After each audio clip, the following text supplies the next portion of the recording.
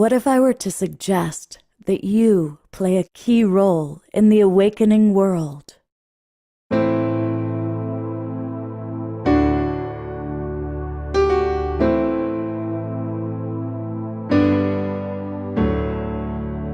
that you are watching this because you have heard the call.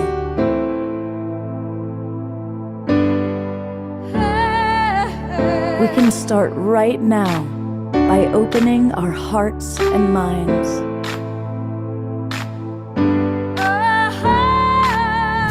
Welcome to the awakening world.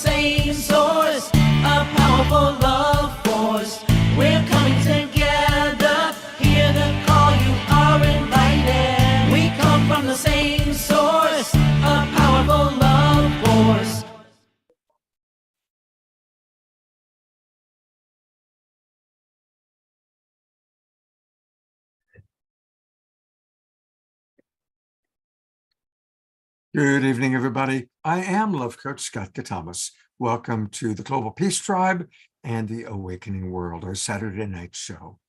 I want to welcome everybody who's watching, and I want to acknowledge all of you who are watching the replay. A lot of people watch the recording, so we love you, whether you're with us live or not. But we sure do appreciate those of you that are with us live. And we've got a lot of our favorite Zoom roomers in the Zoom room with us, a lot of our favorite Global Peace Tribers. And I also want to welcome all of you who are watching on all the different Facebook groups and pages, the Conscious Awakening Network, Humanities Team. It's great to have all of you with us. Now, it's fine that you're watching that way, but I'd really encourage you to come on into the Zoom room. And that way you can interact directly with our wonderful presenters, in which you see all the wonderful people we've got presenting tonight. And it's much more fun. And really, we are growing our Global Peace Tribe. So I'm inviting you, if you're watching on Facebook or one of the other networks, join the Global Peace Tribe. And it's easy to do that. Just go to globalpeacetribe.com, globalpeacetribe.com. You can learn all about who we are, what we do, and click register for the new season. And that'll take you to our registration page. We do 2 or 3 shows every week. Always live, lots of music, lots of interesting people. We also provide a free evening meditation every night. This is the show that we did a few nights ago, all about how to heal ourselves. We had amazing healers with us. And then this is the show we're doing tonight. What does it mean to be a goddess? We hear that term a lot, and we've got some amazing goddesses with us to share with us what that's all about. So come and join the Global Peace Tribe. It's really easy to do that. It takes about 2 minutes, and you'll get the links to all of our shows for the next 3 months. Well, how could we do a show about what does it mean to be a goddess without the amazing co-host of Tajila, who is quite the goddess? I've said this many times. We've done shows on Mary Magdalene, and when I look at Tajila, she always reminds me of how I believe Mary Magdalene would have looked. And she carries that same joyfulness and sacred spirituality.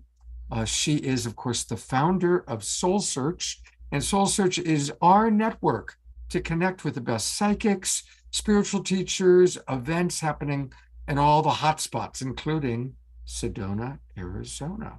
So then I'm going to turn it over to Tajila to tell us where she is and what's happening tonight.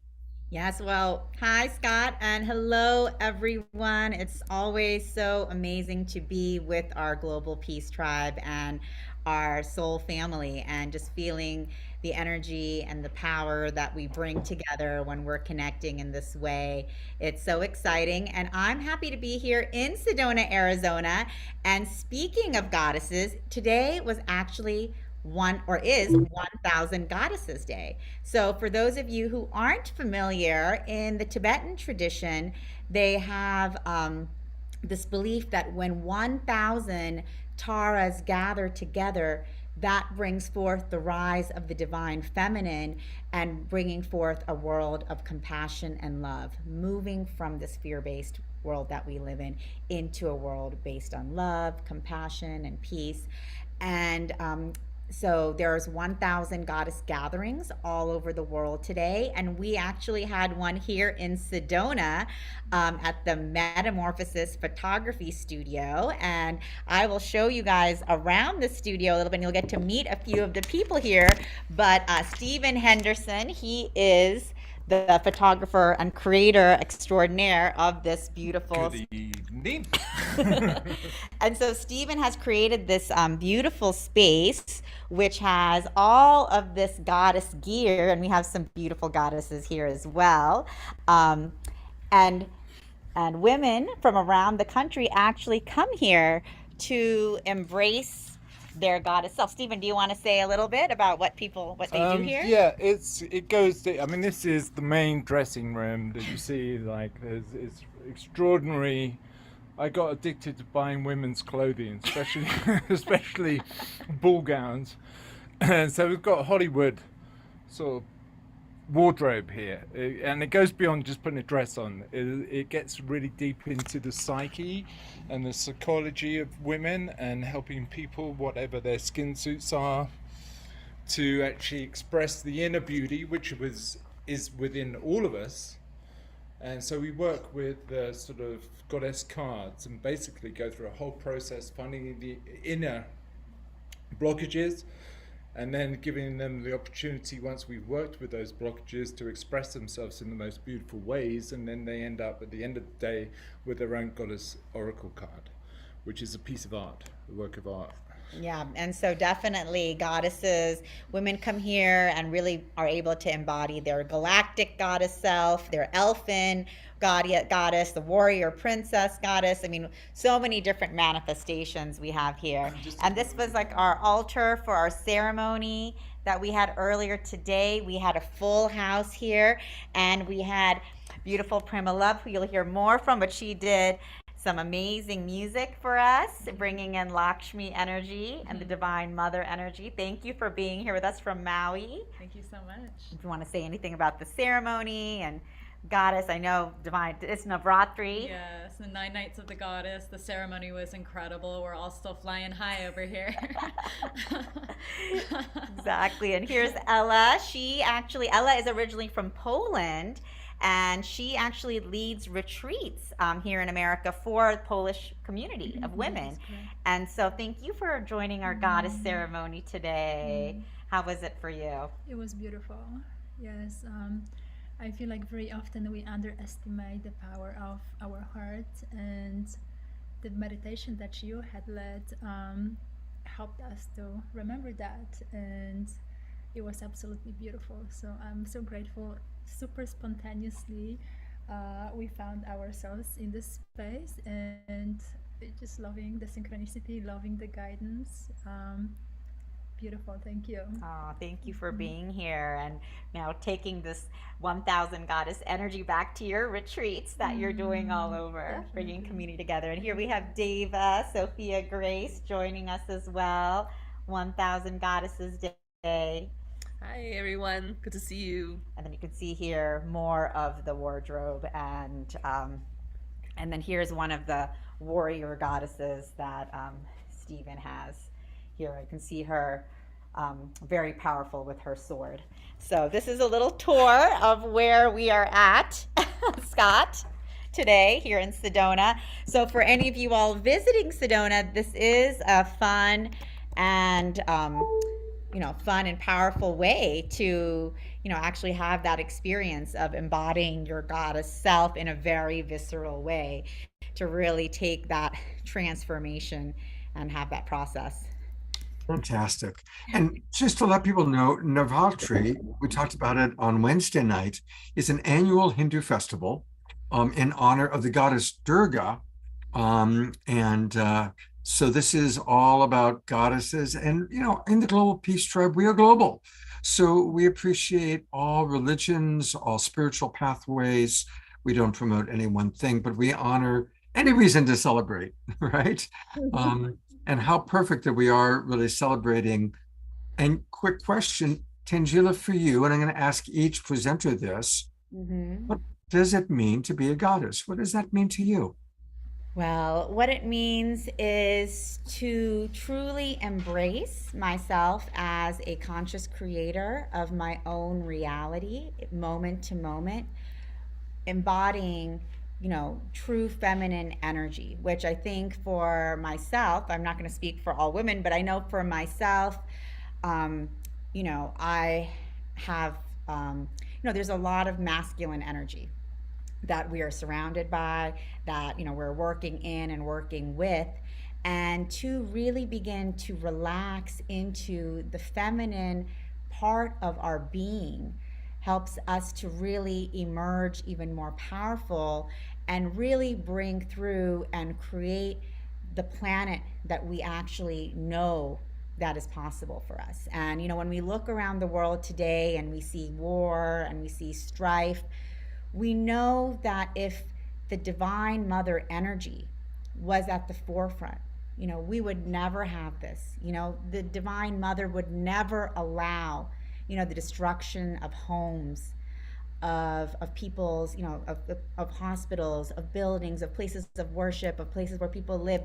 Divine mother would never allow her children to suffer in the way that we allow each other to suffer.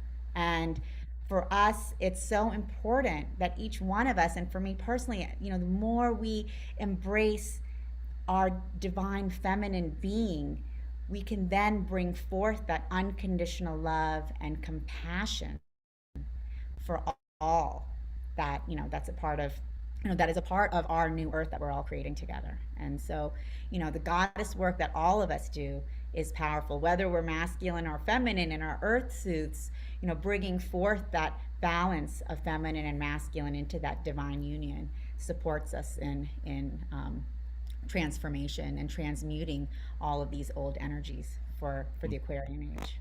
Thank you so much. That's beautifully stated. Thank you.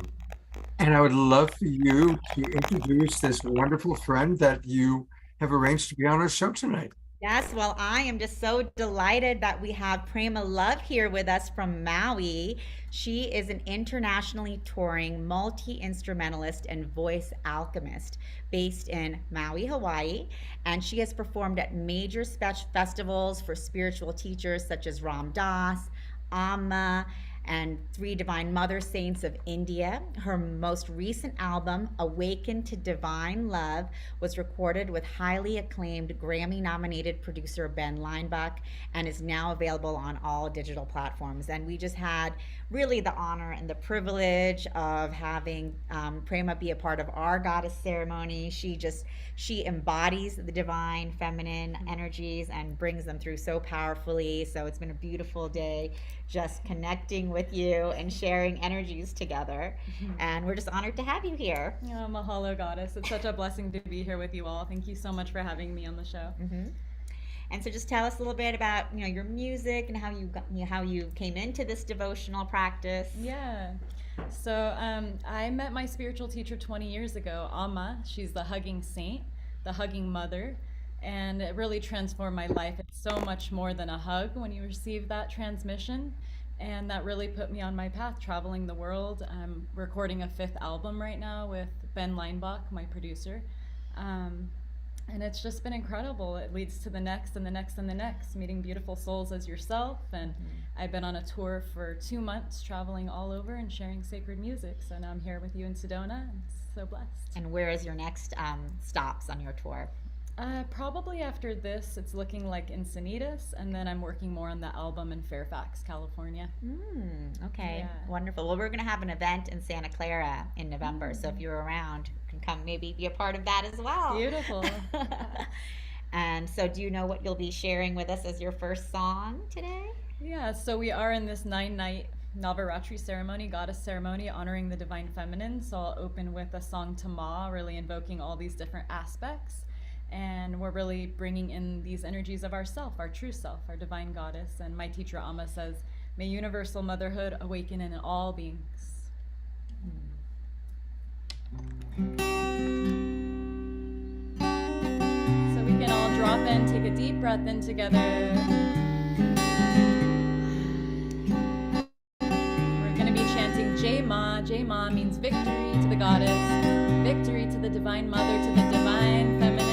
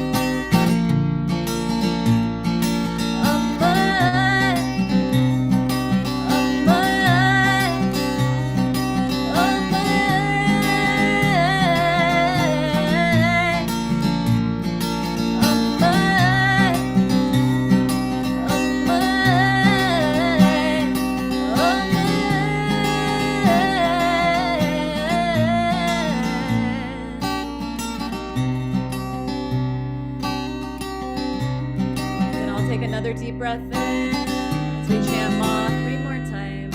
All the victory and glory to the goddess. Ma.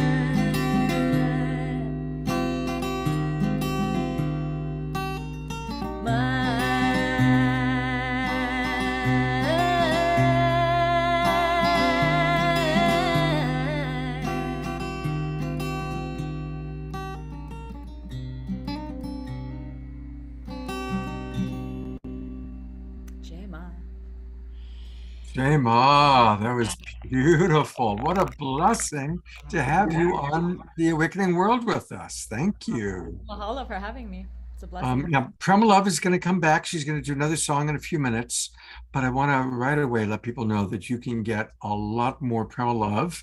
We all need more Prema Love by going to PremaLoveMusic.com. PremaLoveMusic.com. And thank you for getting us off to the perfect start. Tajila, I'm going to start the introduction to Vivianne and then turn it over to you to add whatever you'd like. Sure.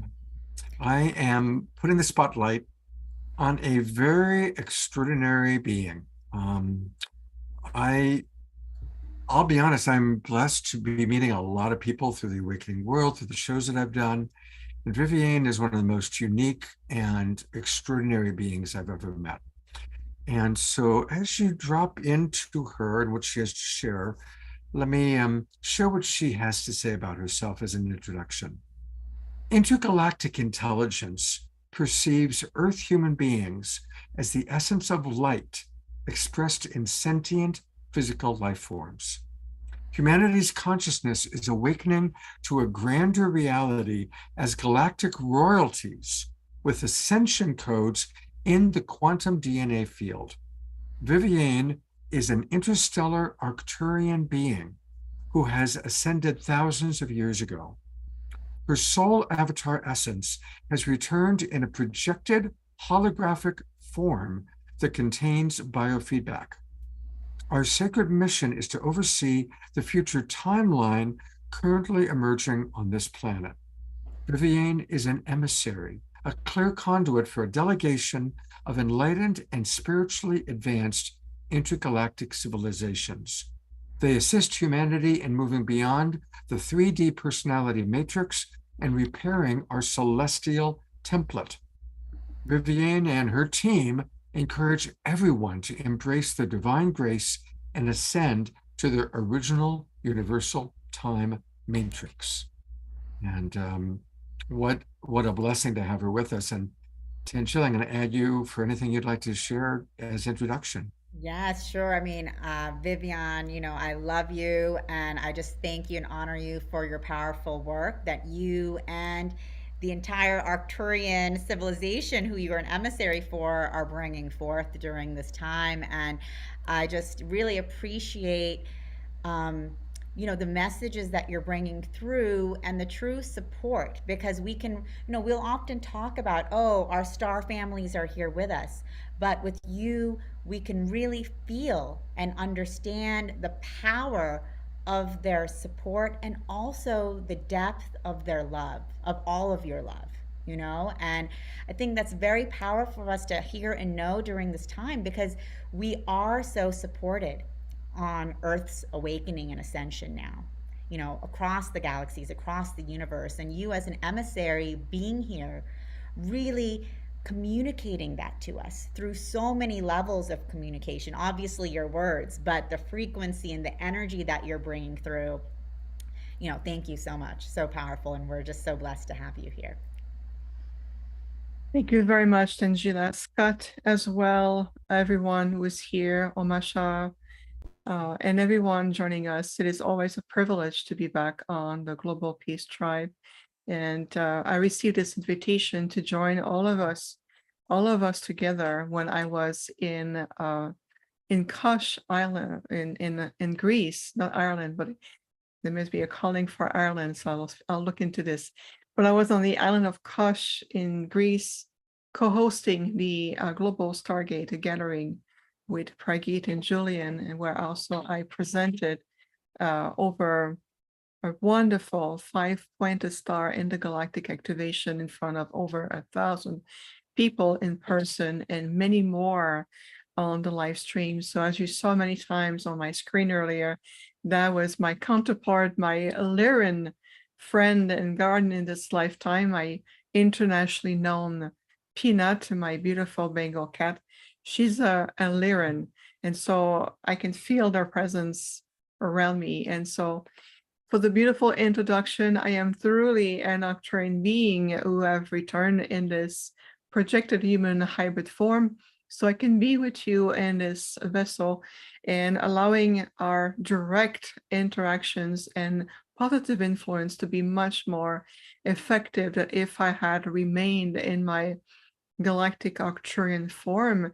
As some of you may know, we just returned recently, I would say a little bit less than a week ago, from a really deep Egyptian tour that I also co-host with the Stargate. And then we went to Greece for the global gathering with thousands of people in the audience. It was absolutely magnificent, the level of activation we have done. So the embracing of the goddess energy from our galactic perspective as an Octarian being, the way we perceive the embodiment is truly to merge into the universal mother and inviting also the universal father, which give the energy of this universal light within ourselves. And for us, it's a return of the secret equilibrium of embracing both archetypes or divine principle of prime creator within ourselves and as our light and as a divine essence of light. So what we are seeing more on the planet in honor of goddess energy for tonight is that we are seeing both aspects of the divine principle of source to return into a more balanced form. It's the release of the layers or the historical overlays of distortion in regards to the divine feminine and the divine masculine as well. Because as we talk about the sacred goddess who we honor, we can also have to bring the counterpart of the divine masculine energies. And one thing that I would like to share with all of you, and this is something that's been absolutely extraordinary, is for the first time when I set foot in the temple of Isis. We have to take a boat to go to the temple, even though it was redirected due to the flood. I saw the remnants of the original temple, and then we went where the temple is currently on. And as I walk towards the temple, I'll always remember you enter the temple and there's this doorway that also represent the 7 level of consciousness that you walk through. And at the very bottom of the 7th level of consciousness, I could perceive distinctively in the background like a white shadow, white in a sense of luminosity, pure light. So I saw this pure white light, almost like opalescent light, appearing in form like a humanoid form, in the form of a woman. So I immediately made contact with this beautiful sacred presence, and I said, would you please identify yourself? And to my surprise, the energy said, the presence said, well, don't you recognize me? I am Isis. And I said, Isis, aren't you not just an energetic consciousness, a representation? And she said, yes, indeed, I am. I am the representation of the Divine Mother. And so I was standing there as the group was moving on and listening to the guide and looking at the walls and going into a more scholar approach. I was in pure communication with this emanation, very much this pure presence and emanation in the form of a woman who represents herself as the universal mother, an aspect of Isis, the consciousness. And she said, I have a gift for you.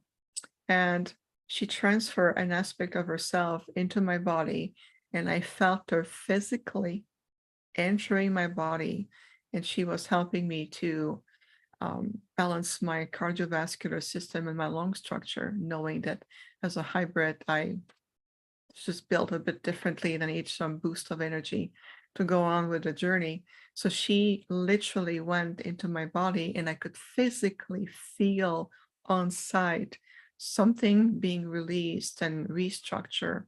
I felt immediately a huge shift in my physical form. And so I asked this representation, the essence of Isis, how can I thank you? How can I be of service? And you know what she said? She said to me, I only have one request.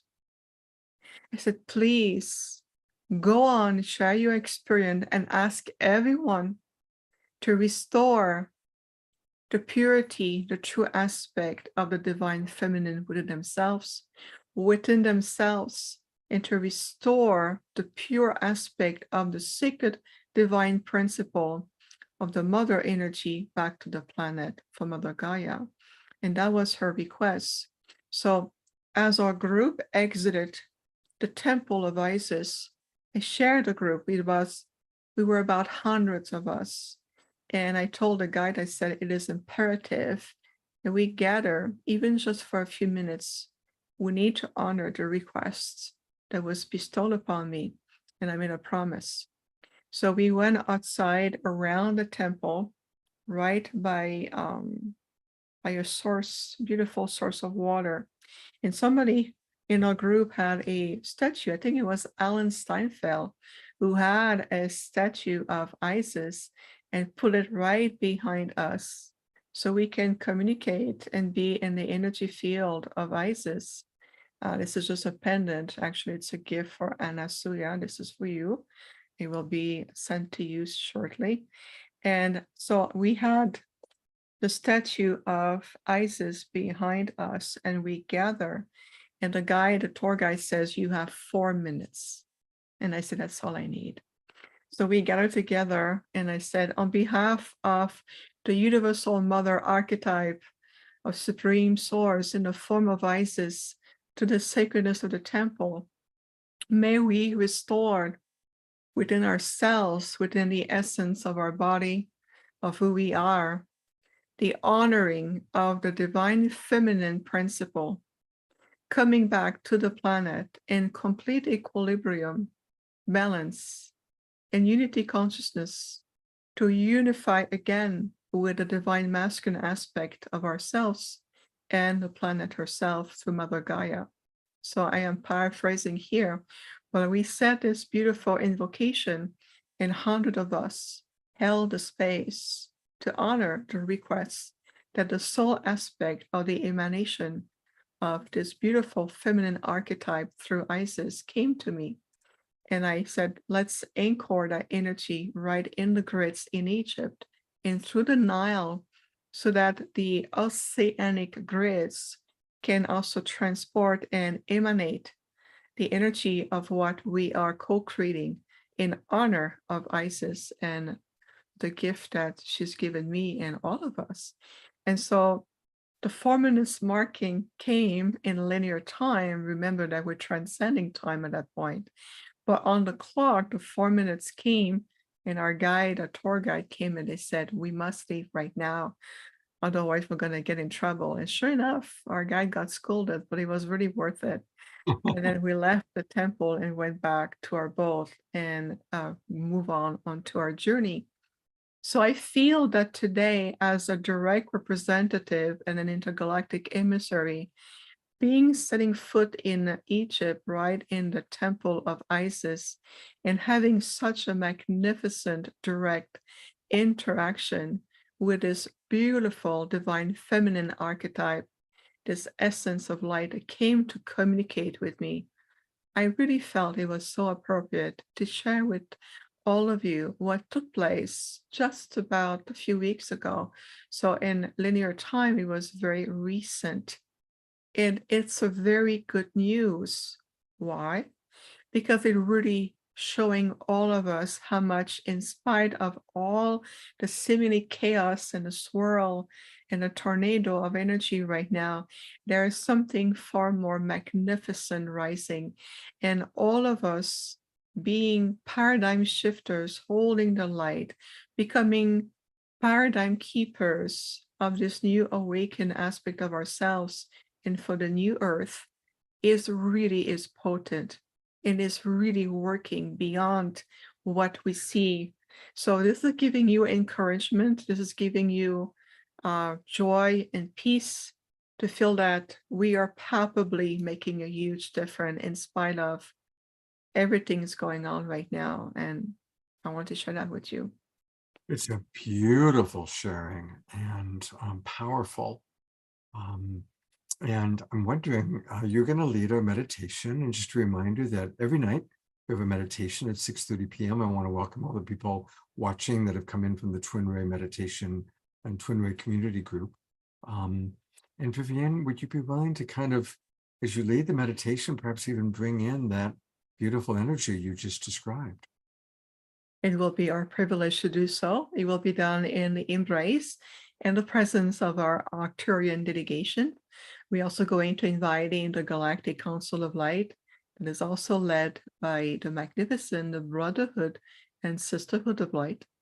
And so if you would please, as this honor is bestowed upon me tonight, to be very comfortable in your space with your eyes closed, and yet heart open, opening your third eye of intuition as you keep breathing a little deeper and slower.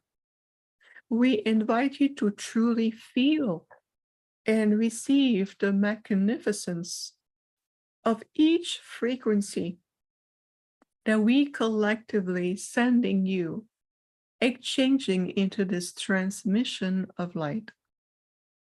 As an Arcturian being and a direct emissary for a great amount of councils throughout the multiverse, we have the ability to bring forth the frequency and the sacred light codes that allow these catalysts of evolution right into your own body template, in your DNA template, in your solo bodies of light. So let us breathe to invite those codes, very specific Arcturian frequency codes that comes directly from the mastery of who we are. As we have evolved and achieved ascension and enlightenment for thousands of years. And as we are deepening our sacred field of unity consciousness, unification, it is an honor to bring forth the great universal mother, as well as the great universal father, within the sacredness of your divine cellular structure.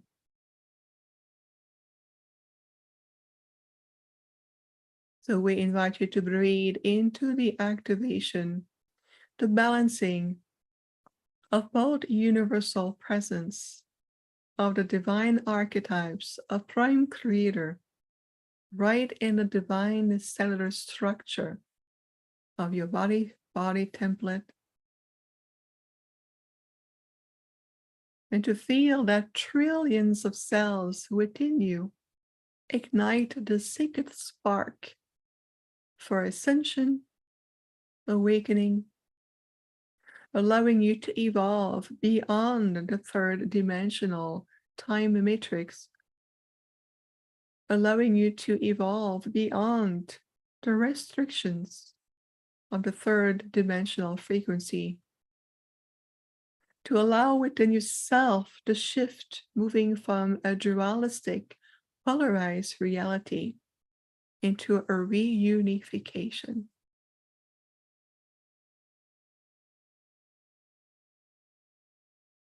So we invite you to keep breathing deeply and slowly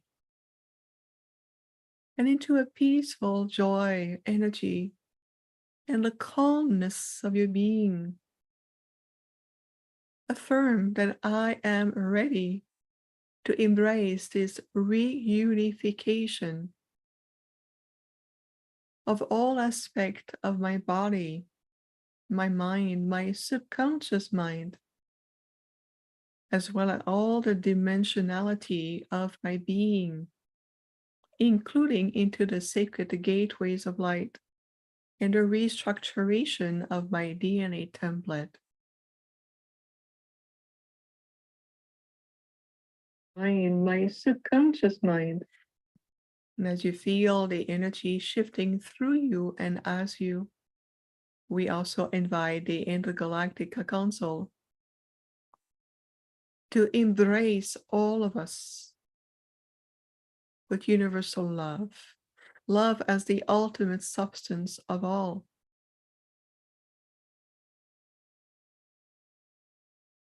And to feel deeply, even in your sacrum, that it's time for humanity and the entire Gaia collective consciousness to step out of the primal fear energy and to rise into the complete light. Can you imagine the reawakening of the self-master within you? It is through your soul matrix that we feel and see the calling of the universal mother within you. And within your solar plexus crystalline core, the calling of universal father within you. Now imagine both aspects coming together in complete alignment, allowing you to give a rebirth into this unified field that we call the new you, the new earth. Remember, it is a reactivation of the most sacredness within you into the earth grids and throughout all the timelines that surround your earth in the solar system and beyond. Remember that you are part of a vast ecosystem of life, a multiverse that is constantly shifting, changing, and evolving. Trust in the process of evolution. Feel the universal mother within your heart and universal father within your solar plexus.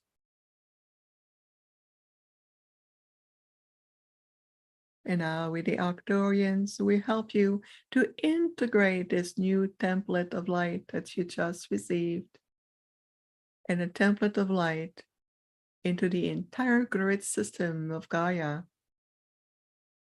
to unify the world together again as we are moving forward into the new earth and the opening of the fifth dimensional frequencies. It is only the gateway of the first step of your ascension. There is so much more for you. Can you feel it? Can you accept it?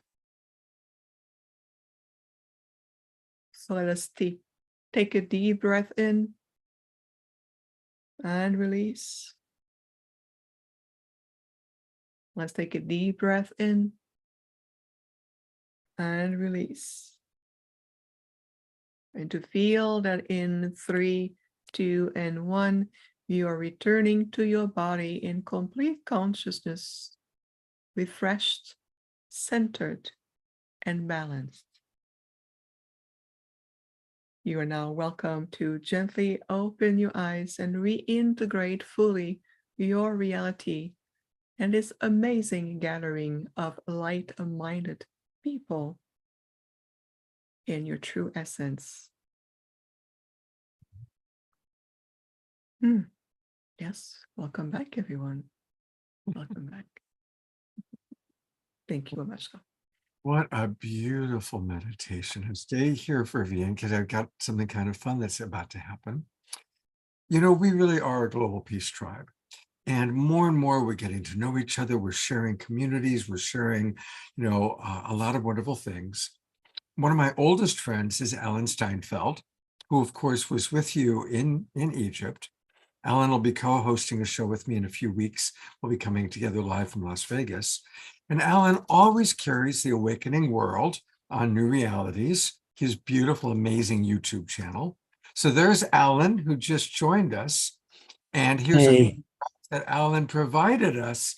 So Alan, Vivianne, here it is. There's the photo. That's Beautiful. that's right when she came out of the Isis temple and said, I have to give this meditation to people. And I handed her a statue of Isis and she blessed it. And it was a beautiful moment for our group, wasn't it, Vivianne?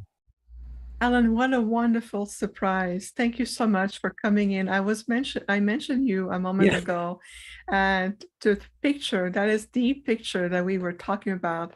Plus that day I was told explicitly to wear only green, to be all in green. And it was a magnificent moment in our journey together when we gather with Isis. And I think the Isis energy helped redirect the male-female dynamics of the tour. You're making a really good point, Alan. It really redirected that dynamic. And I would say even the dynamics into where we were and the grids to Cairo, Luxor, everywhere that we went, and throughout the Nile to redirect the dynamics, even the population, how the dynamic with the feminine, the masculine energy. And it helped certainly within our group as well. And I know that we gave our tour guide quite a ride for this money. Being such spiritual people, it was like, oh my goodness, what am I going to be doing with you guys?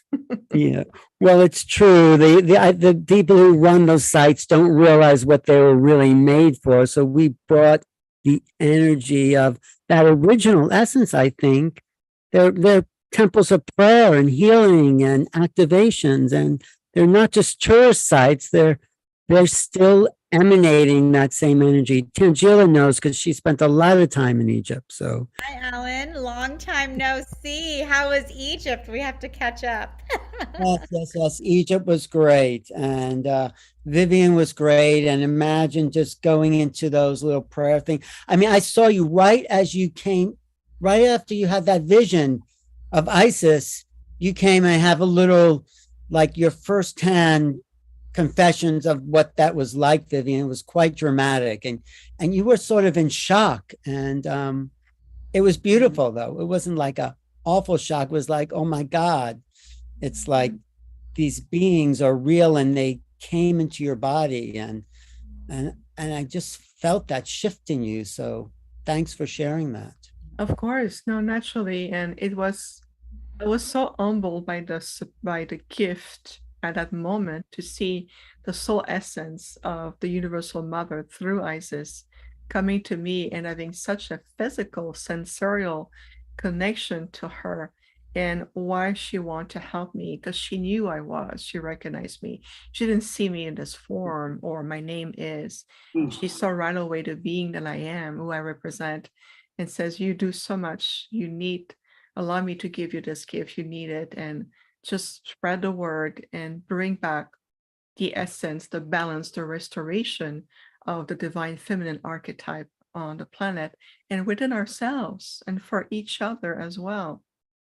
You know, my theory, I just want to share this, is that we think they're archetypes, but they are actually the essence of being, and we're an aspect of those beings. It's like there's a tree and there's branches and there's twigs, and that trunk of that tree is the divine essence, the divine feminine. And then these little parts of all that are who we incarnate as an aspect of those greater beings. That's just my theory. I don't know if that makes sense, but it's a beautiful theory. And Alan, I love you so much. It was amazing how you came in, the perfect photo to show.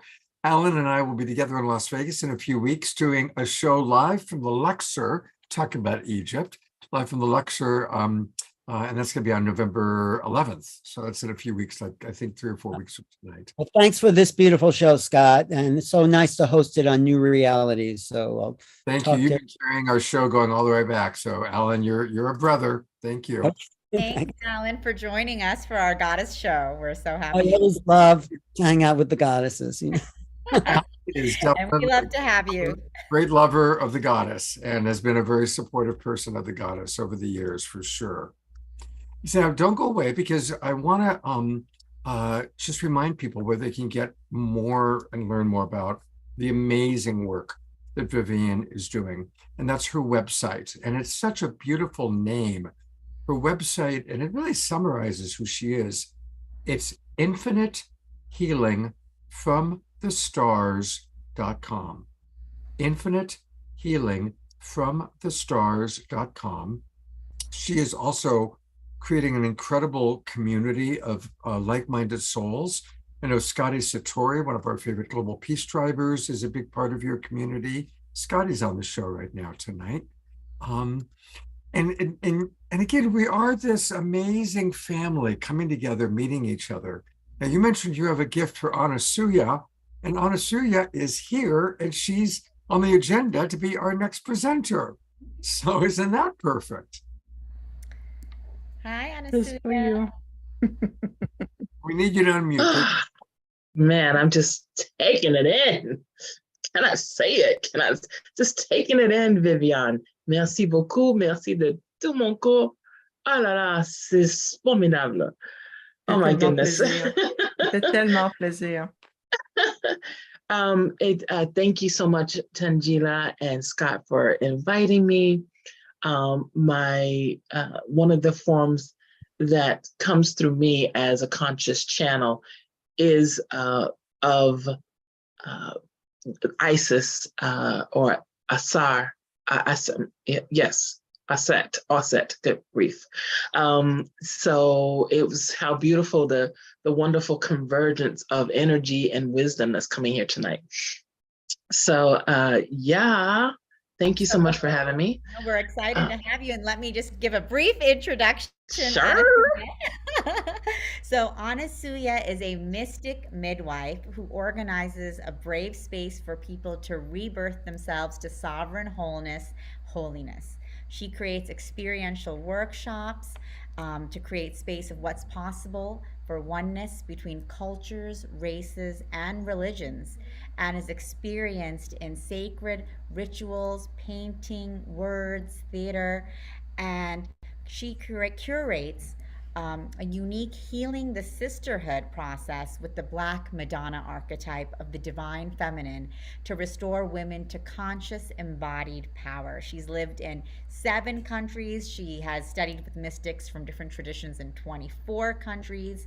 In her search for the face of the divine feminine, she has a BA in government and international relations from Oberlin, has studied at the Sorbonne, and Anasuya gives talks and leads workshops on the Black Madonna. And I had the privilege of being a priestess with Anasuya for the Black Madonna at an event that Christy Michaels had organized for all of us in Marin. And that was a beautiful, powerful experience to be with you and to bring forth those energies. Hi, Christy. Happy you could join us for this goddess day of 1,000 goddesses, all of the goddesses gathering here. That's it. It's awesome. The best, wonderful people, and this vision of Vivianne's that she just spoke out just brought chills to my body. And we need, I mean, you even said, Tajila, that you had been inspired from that experience at the Magdalene Moonrise service to do more blessings. So we need to get about the business, because we need Sophia, we need the wisdom of the divine feminine to be alive and strong and super present with voices of truth radiating to counterbalance the insanity. Definitely. And we, the divine feminine and the divine mother is supporting us so powerfully right now. Yeah, she's calling. she's calling. And, even bringing me and Prema together today, and, really manifesting, we did a live goddess ceremony today here in Sedona, and it was manifested and created by the Divine Mother. When people were saying, oh, thank you for doing, I was like, I didn't do anything. Honestly, the Divine Mother, Amma, brought us, because I also had a very powerful experience with Amma, where she started coming to me in my meditations and brought me to the West Coast and brought me to this work. So again, after that Magdalene Moonrise ceremony, Christy, Anasuya, Vivianne, Prema, we're all being called, to really powerfully do this work together. So We it's a can blessing. do this. We're doing it. We can and we must. Yeah. There's an urgency. As a part of the Global Peace Tribe, right, Scott? Right. And I just want to include, because some people are fortunate to be traveling to Egypt. But that's why we have this online opportunity to connect with each other. And I want to acknowledge, we've got a lot of wonderful Global Peace Tribers coming in. And Drina Joy down in Ecuador just posted in our chat box this image, a beautiful image of Isis. And again, of course, with all of the archetypes, there are so many different ways to see these beings. And there are, of course, many, many, many images of Isis.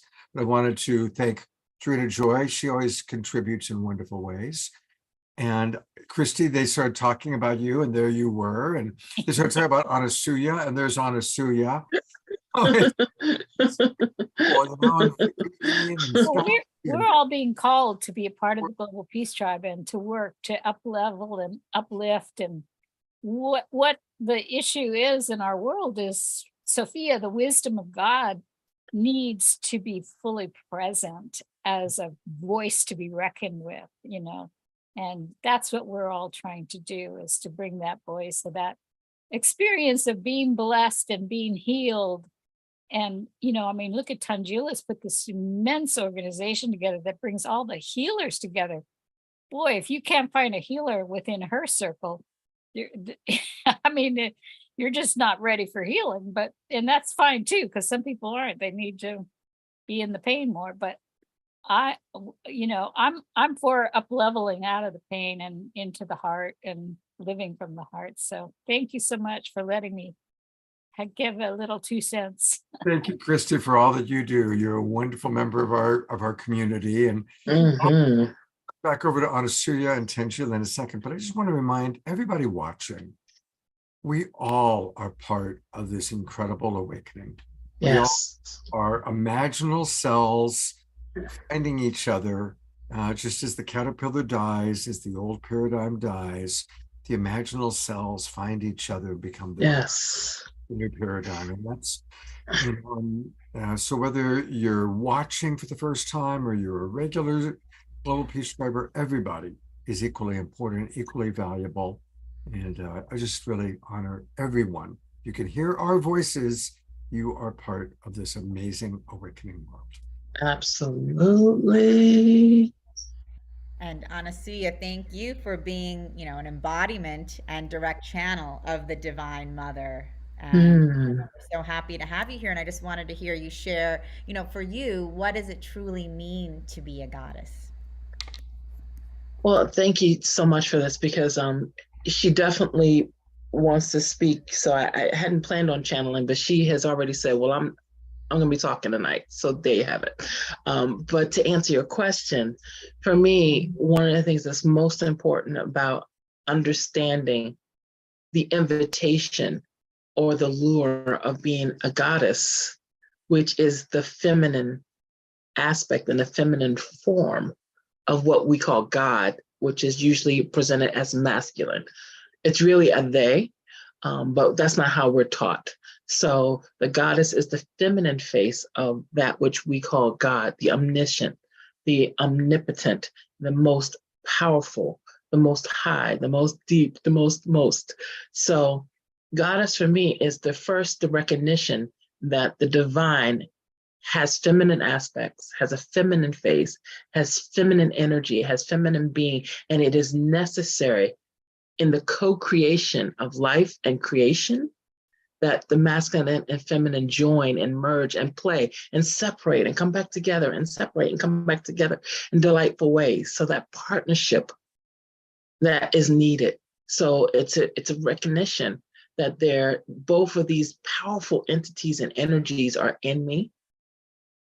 But if they're in me, and because they're in me, it is up to me to make sure I see the divine sacred feminine and the divine masculine in each person I encounter, because it's there too. It's also on me to speak and be in awareness of the divine sacred masculine and feminine and all that's happening, including that which I don't like, that which I don't want to see. The divine is in that too. So how do I find that golden nugget of the divine in war, in babies dying, in destruction? Where is God in that? And that is what the goddess is constantly saying. Can you see my face here? Can you see my presence here? Can you see me here? And that presence could be someone rescuing the child from the rubble. That presence could be water where there is none. That presence of the divine mother can be safety from the bombings. I mean, it's there, but we do have to look for her. So one of the things that Mother wants us to know so importantly, that people are looking for ways to be more of themselves. And so, I want to be a goddess. So I call myself a goddess. So I acknowledge my friends. Hey, goddess, how you doing today? But she wants me and us to be aware, what are we saying when we say that? What are we invoking? Because it's an invocation. I am saying, when I say to you, hey, goddess, I'm invoking that a presence in you that you may not even be aware of, that you may not even be feeling. You may feel like small and incapable of doing anything with these horrific circumstances. And when I say, hey, goddess, or even, hey, God, to the divine masculine in you, it's like, no, that power in you is there to heal, to build, to create, to rebirth, to renew, to bring forth new solutions. That is in you. And when I speak it, I am intentional in speaking it in such a way that you remember who you are and you wake up. And you wake up. Because a goddess to me means someone who is choosing to not only embody in a conscious way the divine sacred masculine and feminine within her and him, but is intentionally using it, because it's not enough to remember your God. It's not enough to remember you're a goddess. It's not enough to remember and say, oh, I feel it. I feel magical. I feel hopeful. I feel like I can manifest anything. That's wonderful. But what's it for? We are being called to remember who we are, because we need to remember why we are. Why are we here now? Why are we manifesting on earth now? Why are we here for such a time as this? This is no accident. You could have incarnated in any time period, in any time zone, in any culture, in any religion, but you came here now for this one. So that means you came with the medicine that these times need. You came with the healing power that these times require. So being a goddess is being on duty, on call, ready to provide the medicine, whether the medicine is a song, whether the medicine is a hug, whether the medicine is a reminder, whether the medicine is your gifts, whatever that medicine is that you embody and were birthed with, it's time to bring it, because earth is on fire. Patriarchy is dying. White supremacy is crumbling. These pillars that held up the world that we know, that we were born into, are falling. And our medicine is here to bridge the gap, to provide the healing and light the path to the next. We are here to light the path for all those who are coming, who don't hear Mother, who don't hear that voice, want to, they need to. We're here to say, here's what she's saying, here's what they're saying. Tune in. Let me help you raise the volume in your own ear so that you too can be guided, because every one of us is needed to rebirth this new world, this new earth. Every one of us is needed right now, right now, right now. We're here to be healers. We're here, if you have, like it says, to whom much is given, much is demanded. You've been given the gift and the understanding of your divinity. You've been given the gift of hearing these different entities and having these powers, but it's not for you. It's not for you alone. It is to be given away and shared. Your voice is needed. Your gifts are needed. Your talents are needed. To be a goddess is to be on duty, to be the healing force, to be the light in the darkness. And I personally am okay with the darkness, but I know most people are not. The gift would be to really understand the beauty and the lushness of the darkness of the womb, because that is where we are regenerating those imaginal cells to do their thing. So goddess means ready to bring forth the love, the joy, the peace that is so needed, and is needed first in us. We cannot have peace where there's war, if we're warring with ourselves, if we're beating ourselves up, if we're torturing ourselves, if we're denying ourselves, if we are treating ourselves poorly, if we're not sleeping and eating well, if we're not honoring the self, the first temple, if there's war inside us because I don't like this, I shouldn't have done this, if we're shitting all over ourselves, honey, that's the first war that has to be ended. Because we cannot bring war in the Middle East. We cannot bring war in Ukraine to an end. We cannot bring war on the streets of Chicago and LA and all the places where there's fighting and gun violence and mass shooting. We can't stop that if we haven't stopped pointing fingers at ourselves, pointing guns at ourselves. So the first healing we have to do and our stand as divine beings is heal the war inside.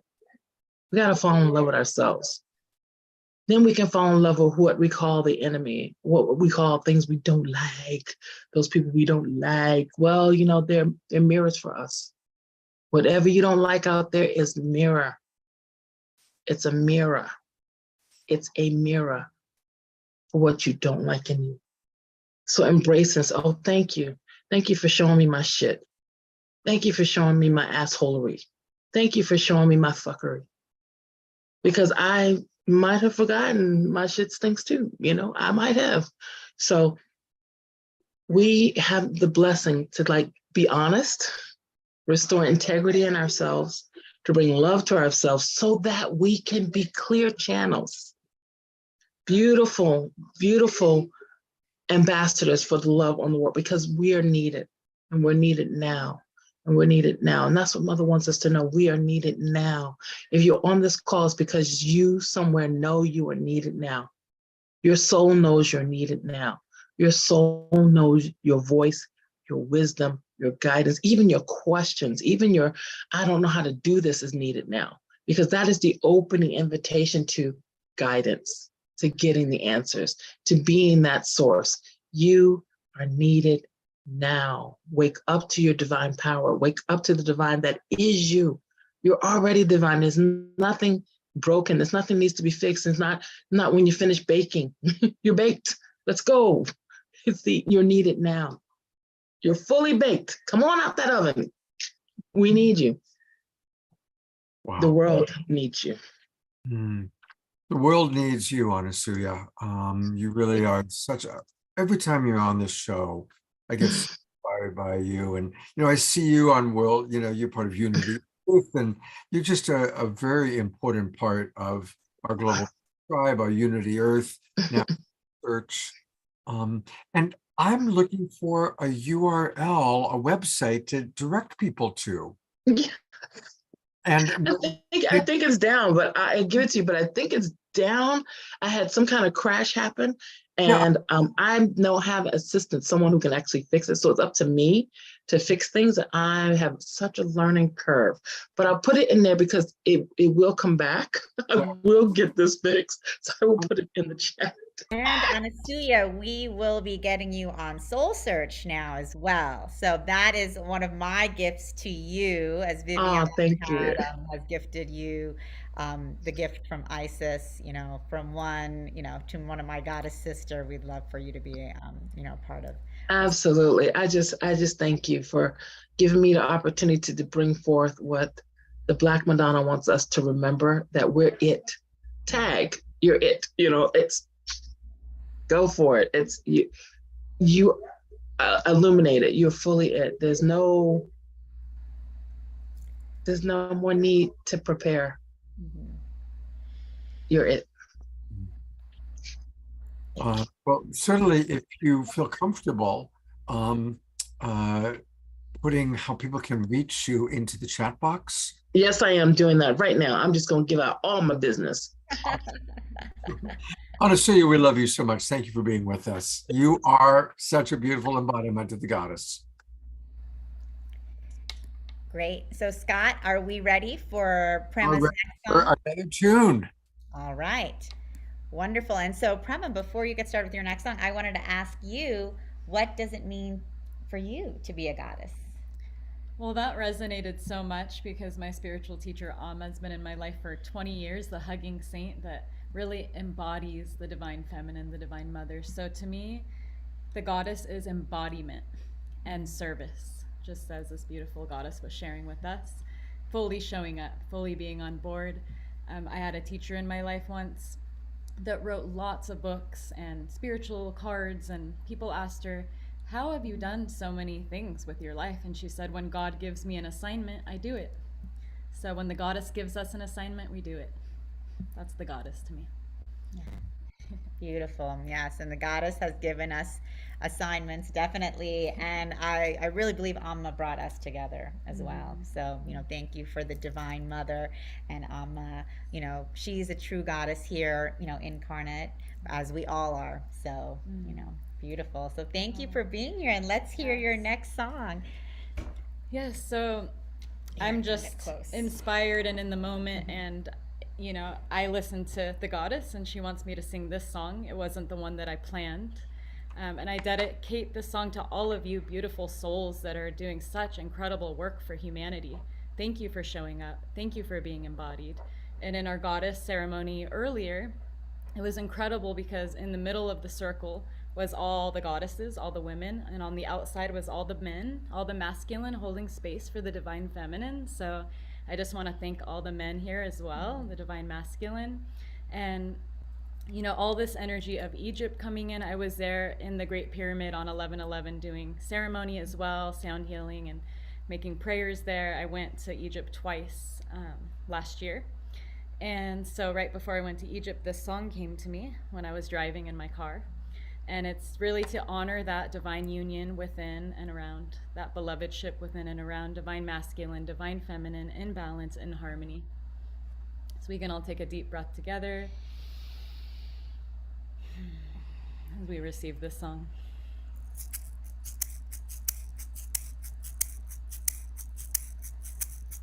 My heart is open and I'm ready for love.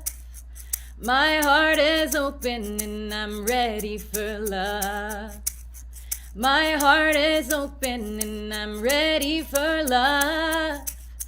My heart is open and I'm ready for love.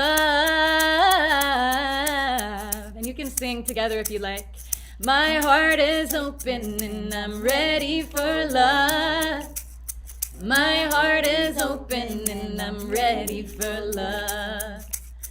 My heart is open and I'm ready for love.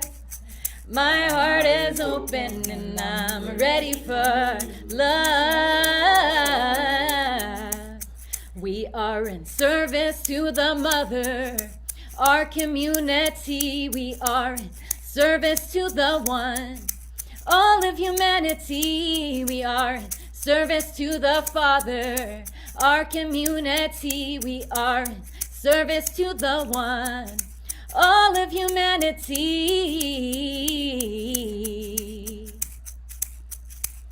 My heart is open and I'm ready for love. My heart is open and I'm ready for love. My heart is open and I'm ready for love. My heart is open and I'm ready for love.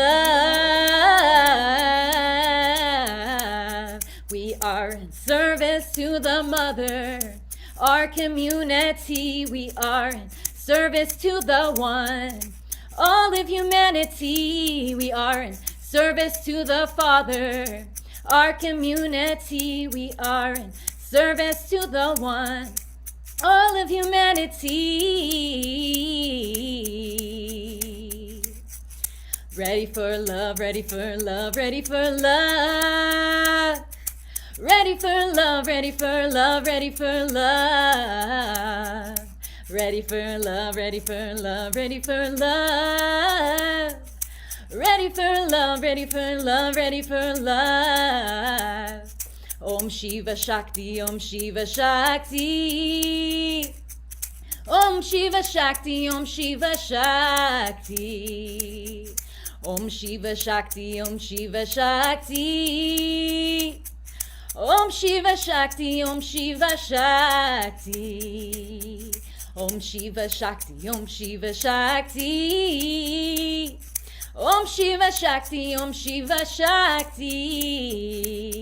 Om Shiva Shakti, Om Shiva Shakti. Om Shiva Shakti, Om Shiva Shakti.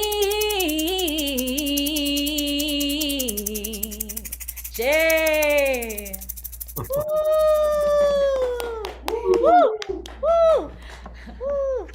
Wow, so much fun. What a score that you found her in Sedona. Perfect timing. Amma brought us together. Divine Mother was like, listen, ladies, you guys have to co-create. And here we are. I'm going to go to gallery view and we're going to give you a Global Peace Tribe twinkle because that's what we do. So everybody has on, let's twinkle Prema Love. And we sure do appreciate Prema Love for getting us off.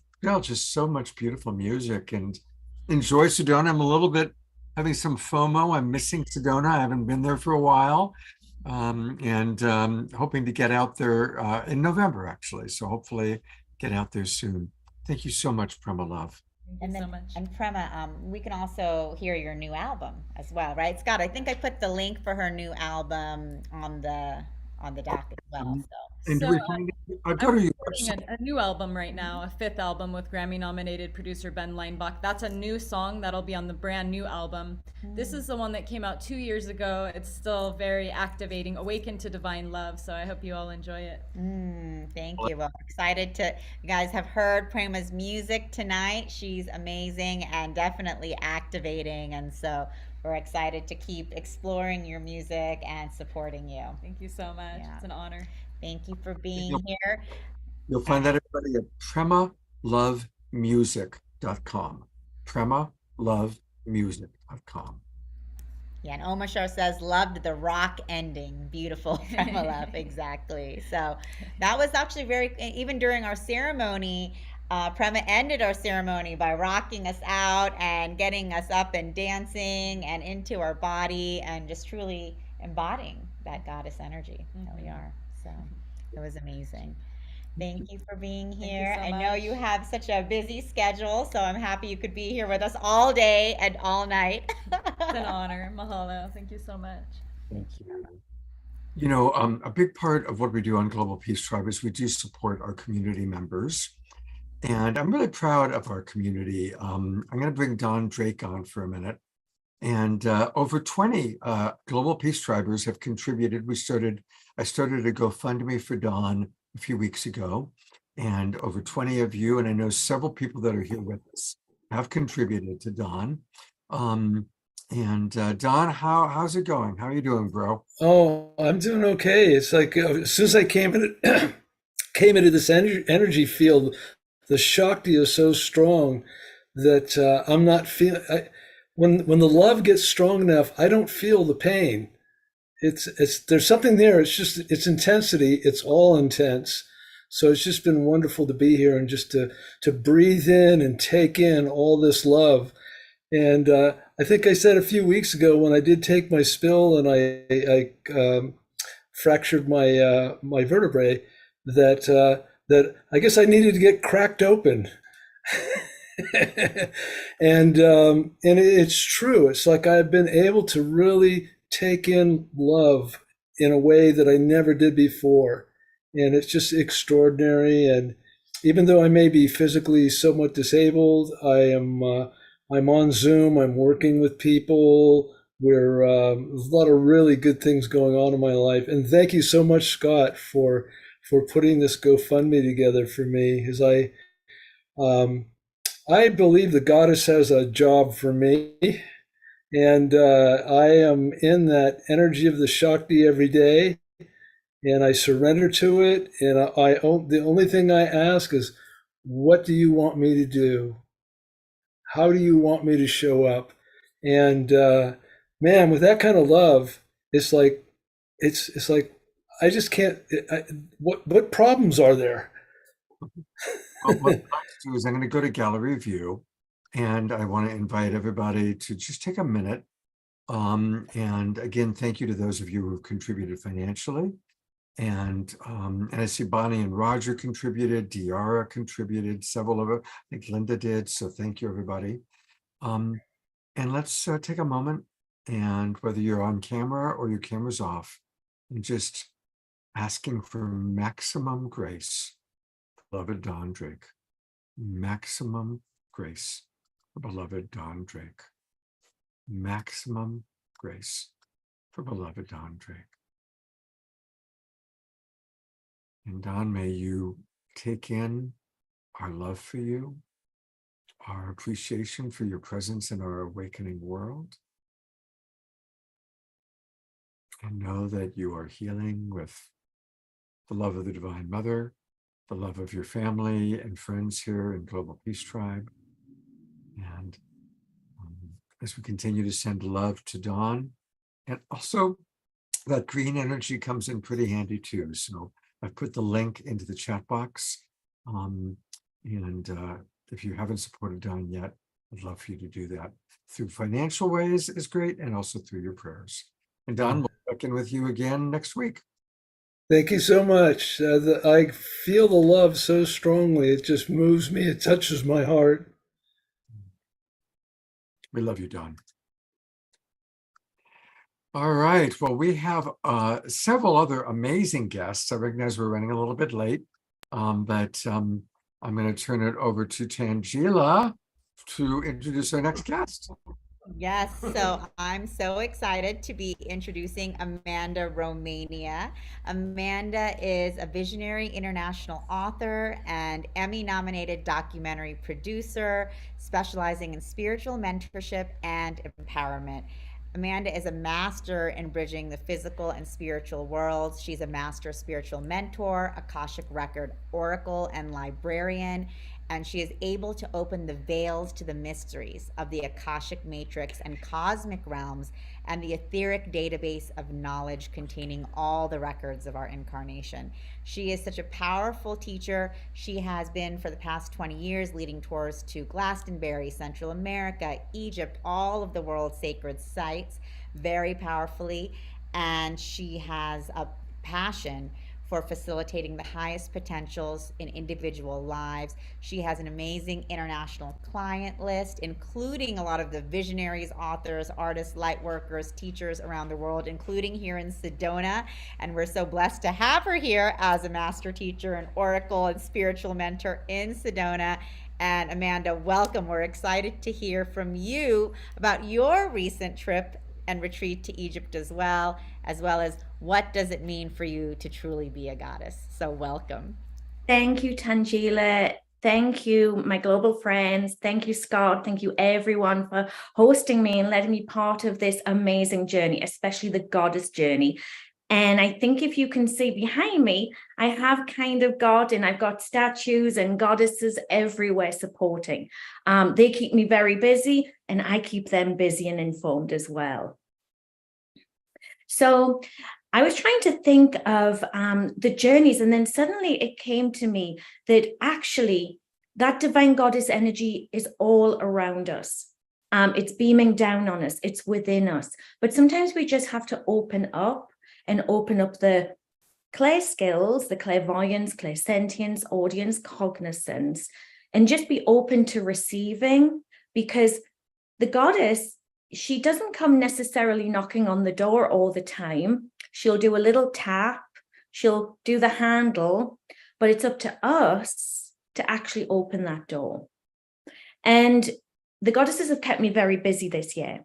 In April, I spent time actually in Israel. I was working in Israel. I was leading and guiding my Asian, Chinese, Taiwanese, Japanese students all through Israel, through Jerusalem, through Bethlehem on Easter Sunday, and into areas of sacred sites, the Wailing Wall and Temple Mount, which, if you come forward to a few months later, you will see that this is one of the most challenging times that's ever been around that area. And I was actually in the middle of it. I was actually there over Easter weekend when we had full Shabbat, we had full Christian Orthodox Easter, and we had Ramadan. And I was having to stay and negotiate with hotels and different places, different people, different religions, and just actually being with people around the world and the grandmothers, the mothers, and the children.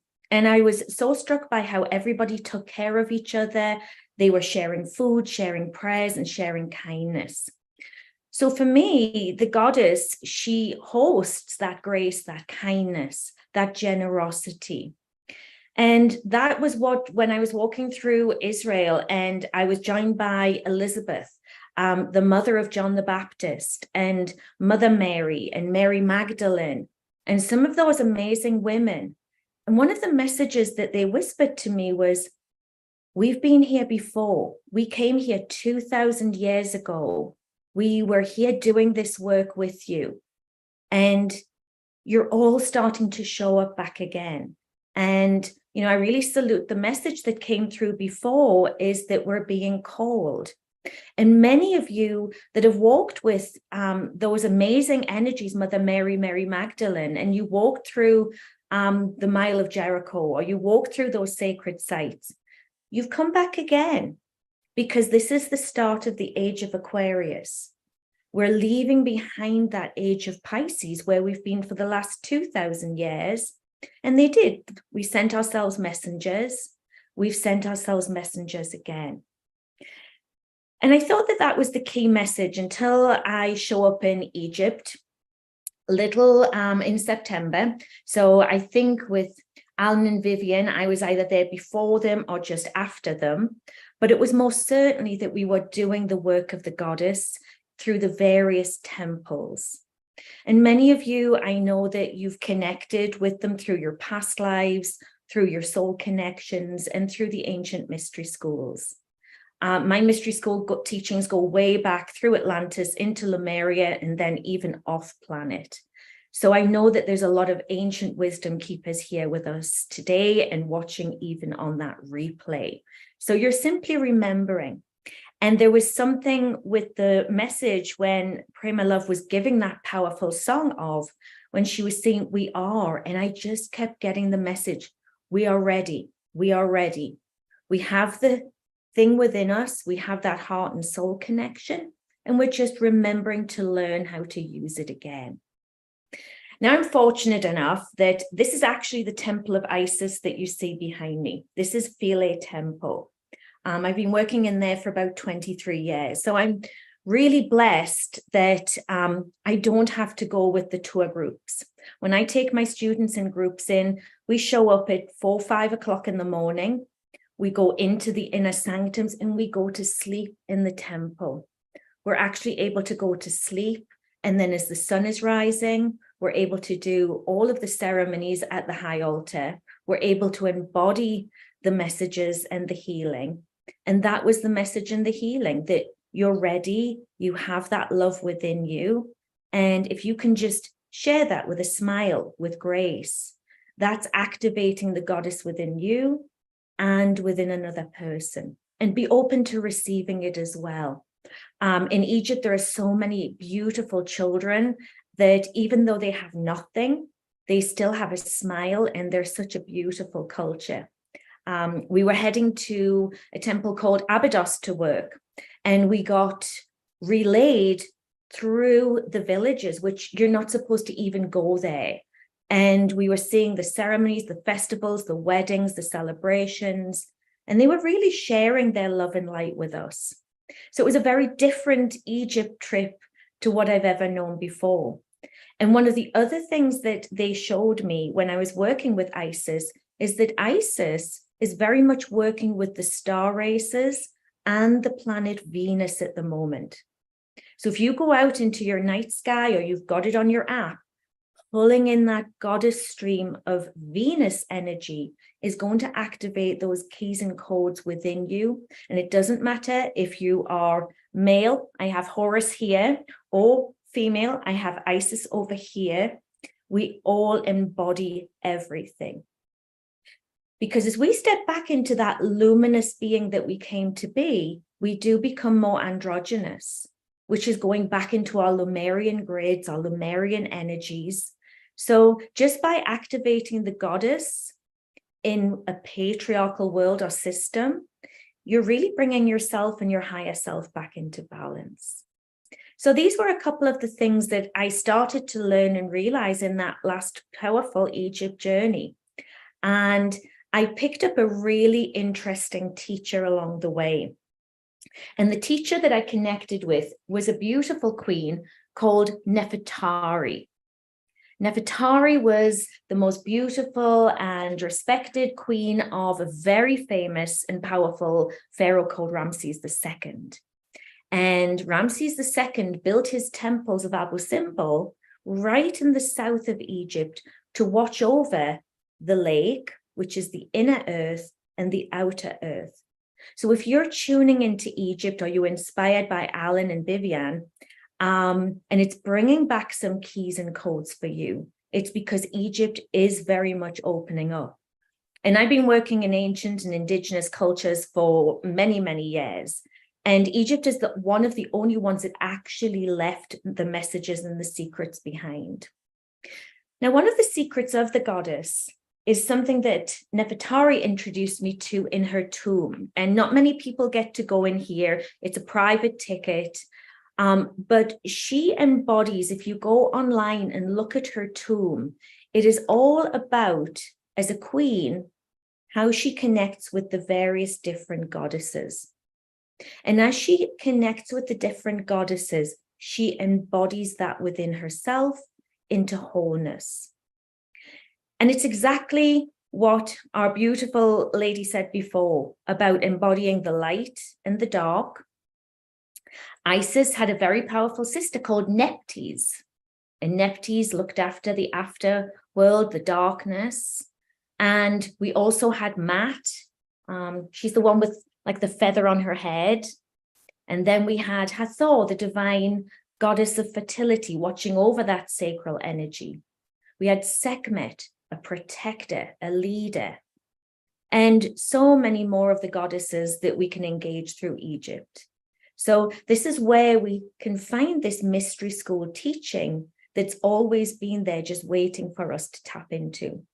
And this has been going on for 4, 6, 10, maybe even 12, 14,000 years ago. They're making discoveries all over the Mediterranean now, where the goddess is resurfacing. And it's not because they're finding her. It's because she's decided to put her hand up, like us, and say, I'm ready. Are you ready? Are you ready? And that's the call that's going out today. That's the call of compassion. So yes, I had just arrived back in from Egypt. I was actually in Alexandria 3 days. I was working in the Temple of Serapis. I was working in the old Alexandria Library downstairs, which is under Alexandria in the catacombs. And 3 days later, the trouble broke out. It's kind of alarming to see that you were there. And then 3 days later, there's this trauma, this despair that I guess when we think about it 2 weeks ago, it's hardly real to even understand what's there. And I've been leading prayer groups, I've been leading connections, and it's been all going around the world. I'm with 3 agencies in Asia. So my Chinese friends, my Taiwanese, my Hong Kong, my Japanese, my Indonesian friends, all of them have been saying and asking for the same kind of prayers and love and healing and peace, exactly like this amazing tribe of people. So the one thing the goddesses want you to know is we're not alone, and they're shining as much light as they possibly can. And Therefore, pulling in from your grids and your rules and your representation can really help at this time. Mhm. What wonderful work you're doing. Really very, very grateful. And I want to direct people to where, because I know I want to do a tour with you, that I want to sleep in those temples. You sit, you can lie down, you can sleep. Amazing. That's the beauty of it. That's very rare, very rare. I know. Her website is her name. It's Amanda Romania. AmandaRomania.com. And is there anything in particular, Amanda, you want to let people know about? I see that you do provide spiritual. I want to share one quick message, 30 seconds from the Akashic Records and the Halls of Amenti. This is from my new Akashic Oracle deck that's going to be ready in November. It's the only Oracle deck so far that works in the Akashic Records, to say that we're activating the Hall of Souls, the Hall of Records. Your soul records are coming back for you. So expect all these beautiful things to come through. And you are working in the Oracle libraries. We're shifting and changing in the Akashic Records every moment. And this particular connection that you're putting together is bringing such amazing change, because what we're affecting is the future. Our future, the children's future, and everybody else's future. This is what we came for. Most of us, 40s, 50s, 60s, and 70s, we saw what happened in World War I, World War II, and we've come to make a change. We've come to be present. So I really salute all of that. Thank you. Wow. Thank you, Amanda. And I love how you're saying, we are ready. We are ready, because that's true. This is the clarion call that we all came for. So very powerful. And for those of you who are in Scottsdale, for those of you in Sedona, you can always see Amanda here. But, Soul Search, we are hosting a very large psychic and healing fair in Scottsdale next weekend, October 28th and 29th. And Amanda Romania will be there in person live. And you also be giving a talk, correct? Yeah. Want to share a little bit about what the talk is going to be about? Absolutely. I'm going to be doing education on the Akashic Records in present time. And because it's that kind of Halloween to All Saints Day weekend, I bring the two together. I'm going to be going through past lives and how to clear things, because you know what? The goddess in us all was either closed down, put to sleep, tormented. Some of us didn't have such a great time. Remember, the 1600s was not great for many of us. We were medicine women, and we didn't get a chance to necessarily show our medicine, so we hid our medicine. So what I'm going to do is bring back some thoughts on past lives, and not do some regression into traumatic, but past lives of when you had your empowerment and gifts. That's what I want to bring through next weekend if I can. And you always bring amazing, amazing people. Tajila, your events are just legendary. Oh, thank you so much. Thank you. And you did a fantastic presentation at our last Scottsdale event. I was actually there for it and had a very powerful experience of myself connecting with the goddesses, with the ascended masters, divine feminine masters, and then again, feeling and seeing the support of the divine masculine gods, masters, angels around us all. And it was so potent. And ever since that experience with you, I have always brought that into the meditations and the activations that I'm leading, because it was so clearly shown to me that this is, the Shiva Shakti energy, the divine union happening, the sacred masculine, the sacred feminine. Like you said, so many of us have been traumatized in our past lives and feel unsupported and abandoned and persecuted and oppressed by the divine masculine. But actually, the divine masculine is here for us, in support of us. And, as we remember and embrace that, we create that and then create that union. Thank you. Thank you for creating that experience for me personally. And we're really excited to see what you're going to be bringing forth next weekend in Scottsdale. And for any of you in the Arizona area, definitely come by and, come say hello. Come say hello and experience the power of Amanda Romania in person. this is probably a good moment for us to go to Soul Search, because of course Amanda is one of the hundreds of amazing people you can find on Soul Search. Like Christy Michaels said earlier, if you're looking for healing, if you're looking for psychics, if you're really looking for anything along those lines, the place to go is search.io, search.io. And here is Amanda's page, which is an example of the many pages, but take a look. Like if you go to practitioners, you can find, there's Alan Steinfeld we just had. Wow. The seal. And still, he's been on the show. India's been on the show. Laura, Joan of Angels, Kalina. These are all people. Everyone we're looking at here has been on the Awakening World. And they're all wonderful, wonderful, high level, high vibe beings. Find them all at Soul Search. And Amanda, is amazing, really, truly, what Tajila has put together. So we are going to digest all of this in my way by going to beloved brother Omashar. There he is, popping out of the roses. Nothing thorny about this guy, though. That was a great segue. No thorns on these roses. And Amanda, thank you so much for your sharing. I feel you deeply, and you rock. And I have been to many of those places you talk about, and it's kind of interesting that both Abu Simbel and the Temple of Philae were both moved, yet they still have 100% of the frequency. And so, yes, and I'd love to come to Scott and go to sleep in the Temple of Isis. So, well, not to sleep, but just to have that freedom, let's say, not to sleep. Anyway, let's take a few deep breaths and let's go into this song. Let's get some movement happening with the roses. And here we go.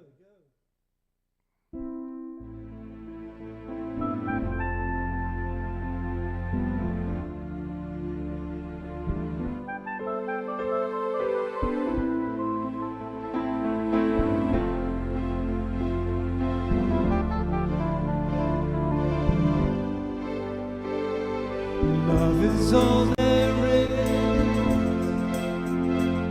So put your hand in mine. Keep open your heart.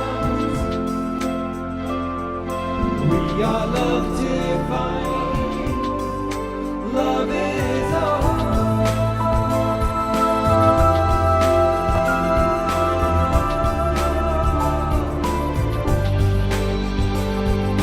Love is all there is.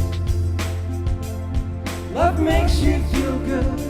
Love is perfect. Love is all there is. Anything less is nothing. Love's for everyone. Love is in everyone. Love is you. You are love. Love is. Truth is in everyone. Love is truth. Truth is love. Love is. Love is. Love is. Go and lay down and get my feet up. You deserve it. Take those feet up. Yeah. God says Sunday is day of rest. Love is not a dream. Thank you. I'm full. Thank you. Dinner was Love's all amazing. there is. Love's what we live for. And this love lives in you. Touching you. Guiding you. Love is in everyone. Love is you.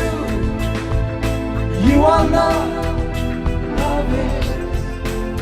Truth is in everyone. Love is truth.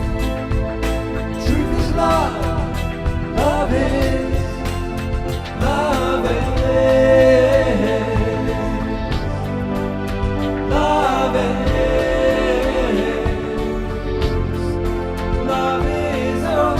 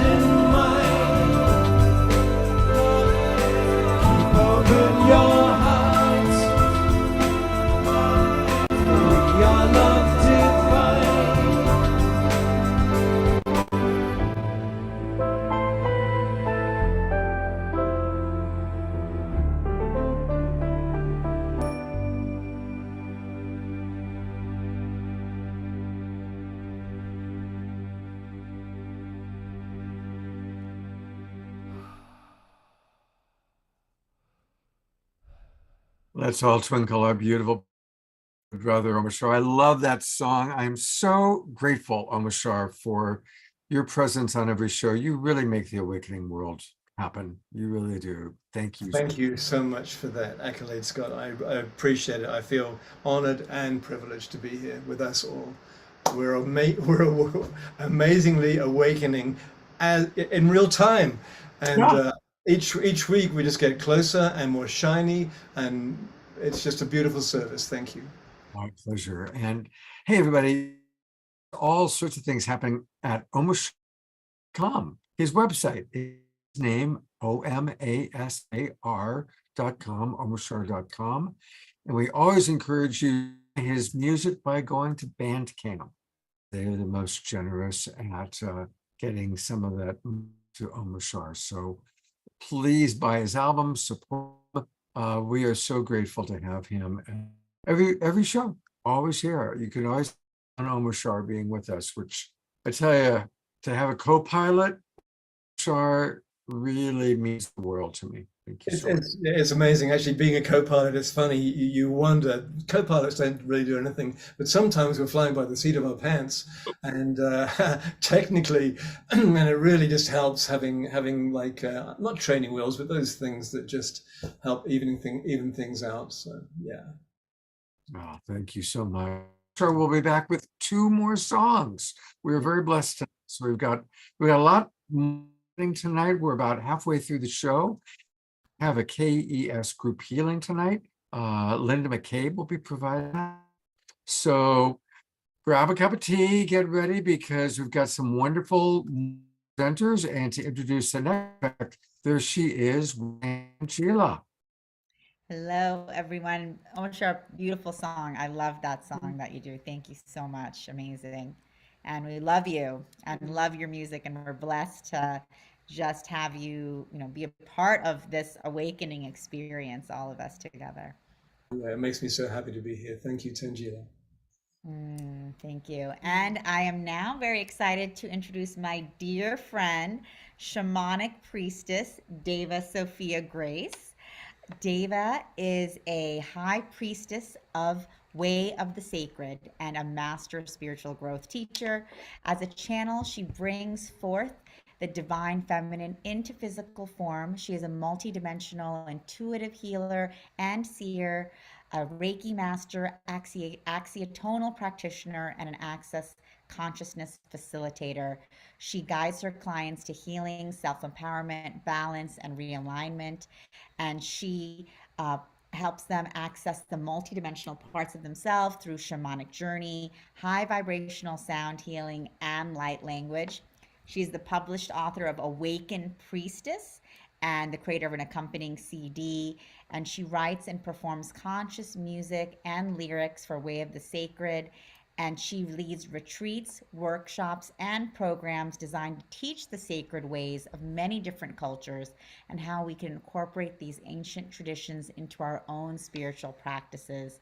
And she is an amazing teacher, spiritual healer, guide, and a dear friend of mine. Deva and I have done many ceremonies and programs together here in Sedona. And it's always an honor and a privilege to be working with you. And, also I have experienced, many of my past lives as, as a divine feminine in other incarnations through Deva's shamanic journey. And it's been a very powerful experience for me to be able to connect with those parts of myself. So thank you for being here, Deva. Thank you, Tajila. Thank you, Scott. It's a great honor to be here. Thank you so much for having me today. And we want to ask you, what does it mean to truly be a goddess? Well, I was listening to everyone today, and it's interesting to be one of the last ones, I guess. I don't know. Am I one of the last ones to go? Well, it's a few more. Steven's next. but I listened to a lot of, and I resonate a lot with what everyone was saying. And I was like, well, what am I going to talk about? I was like, okay, Divine Mother, you come through and you talk through me, because I don't want my ego to get in the way about what I think is right and what I think is wrong. And I started to remember, it was a few months back. So when I did the soul search, Ah, I, w- yeah, I the was part- Scottsdale yeah, event. I was part of the Soul Search Scottsdale event. And right before that, Divine Mother came to me and told me to take down all my goddess statues. And that it's no longer seeking the goddess without in any form. It's really now to come in and to remember. And I remember the one woman who was speaking, what was her name? She was speaking a lot about this. But anyway, I'll just speak my own way. So, but it's about now is the time for us to no longer give our power away to those who were multidimensional beings who were leading us. But now it's time for us to come within and to really remember who we are on a deepest level, on the most profound level. Like I think about, it's going to sound corny, but it's a really good instructional video, I think, is The Matrix. You know, and how Neo remembered who he was, and how he went from this very mundane person to being this superhero. And this is really who we are.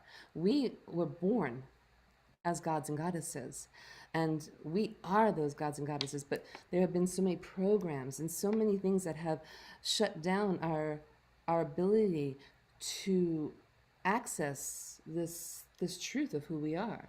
And then there's so many distractions. There's the computer, there's the phone, there's a million things happening all over the place that keep us from going within and hearing the actual truth. And in us is this most powerful being that is truly a god. It's not like getting dressed up and looking nice. It's not about calling each other goddesses or anything like this, or going on. I mean, I love goddess retreats, don't get me wrong, but it's not about that. It's about going home and sitting and going deep within and connecting to the God source, who is really truly who we are, and then bringing that God source into this physical body, and then allowing that God source to come through us. And then we have the most magical experience. We can be like Neo that says, this bullets come towards us, and we're like, no, and the bullets drop. Anything, everything, we can create the life that we want. And if we can just in our own imagination stop war, right? Because we have that power. We have the power to bring the truth onto this planet. And so this is why the goddess who I am directly connected to, who is me, I am the goddess. And it's my higher self that was telling me to put away all the other goddesses, to put away Isis, to put away Kuan Yin, to put away Sekhmet, and all the others. I have many goddess statues. And it's not because to dishonor them in any way. They have been a great part of my life. But I have to find the Isis within me, the Sekhmet within me. The multidimensional expressions of these goddesses live within me, and they live within you. And this is a time, we are talking about this, and many of the other goddesses that were on before, we're talking about this. This is the time. The time is now. This is the 11th hour. This is not the 11th hour. This is it. This is like 1 minute to 12. And we got to do this now. There's no more time. There's no more time to say, oh yeah, maybe tomorrow I'll go and meditate. Maybe tomorrow I'll sit and think about, the light and bring in the light. Maybe tomorrow I'll sit and like feel into my goddess nature. No, it's now. We need to sit now and really hold that power. So I'm going to tell you, I had this really, I went to Hawaii a couple of months ago, and I had several initiations. And when I say initiations, I mean extreme challenges. And they were initiations because they were teaching me my power. And there were some things that happened that I really was, in my old way of being, before I started to really work and bring forward this power within me, I would have freaked out. I would have been crying, I would have been in victim mode, I would have been praying to every outside source and trying to find outside source to help me. But instead I went in and I shifted my timeline, and miracles happened. And I'm talking about these are miracles that everyone that heard about them, they're like, oh my God, Deva, that's a miracle. And it was. And I'm not going to get into the story. I just want to tell you how I am being trained to walk this talk and to bring forward my own goddess nature. And we all have this. And so that's why I'm really excited about talking about this today. I'm really excited that it came onto the show, because this is something that I feel like I'm being called to bring forward for everyone, so that we each can remember our goddess nature. And if you want to look beautiful, you can be a beautiful goddess. Or you can be a scary goddess. You can be whatever the hell goddess you want. Maybe some days you're beautiful, and maybe some days you're scary. Maybe some days you're just an ordinary, person, and then you walk into the supermarket and everyone feels a shift of energy because your energy has transmuted the energy within the supermarket. This is what we have. This is the power that we have. We can shift everything that's happening in this world. And this is why we're going through this now. It's like, it's a catalyst. Does that make sense? Yeah. It's a catalyst for us, so that there's so many amazingly huge initiations happening right now in the world. And they look really ugly, and they look really scary. But these initiations are teaching us how to step into this goddess power, and to remember who we are. And I'm really excited about that. And I really hope that each one of us can find our way there, and that we will. I have faith that we will find our way there. Yeah, exactly. I mean, I think that's really powerful, Dave, especially because when we look around the world in this moment, we see so much pain, war, destruction, devastation. And as individuals, we can feel very helpless. Yeah. We can feel very helpless. And, I think what is so important about the topic today is like what you just said, remembering the goddess is remembering who we truly are as gods and goddesses. Exactly. As the powerful creators incarnate. And that we have the power to change what's happening.